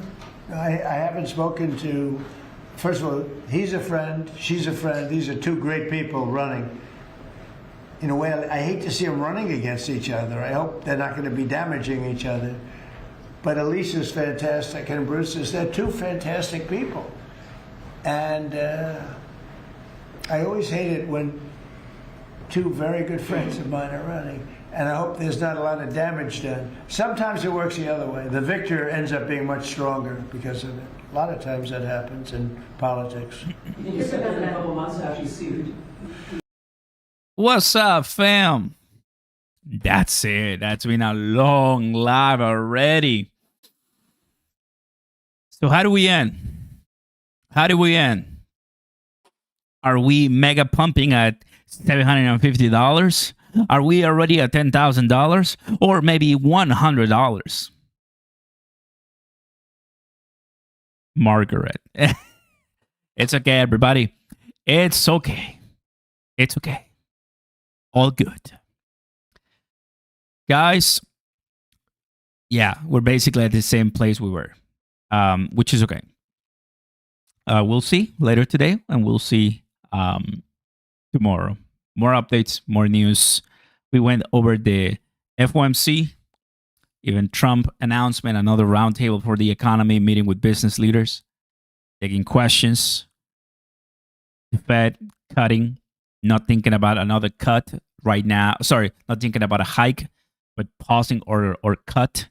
Powell is not even considering anything when it comes to Trump. He's ignoring that. But in about 3.5 hours, people made money while trading, while holders are still holding the line. Nothing has changed. Another chance to buy the dip into DCA. My fam, thanks for watching. Thanks to everyone, all my admins, all the donors, all the new members, all the new subscribers. If I'm not mistaken, I think we already broke to 166,000 or so. So we're growing steady but surely. And I'm excited, grateful. And man, it's been a while. I think this is the first 3.5 live since I've done in a super long time. So yeah, I'm feeling good. Today there was a lot of things going on, and I need to rest and enjoy the day. You guys have a good one. I'll see you on Discord. I'll see you on Patreon. I'll see you on BTCC. All the links down below. I want to say that I appreciate you guys stopping by, and I'll see you next time. Peace. That Chipotle burrito was pretty nice too. So we had a good time. And these guys can go on and on. I mean, you know that, but so far so good. Thanks guys for watching. And I'll see you soon. Peace.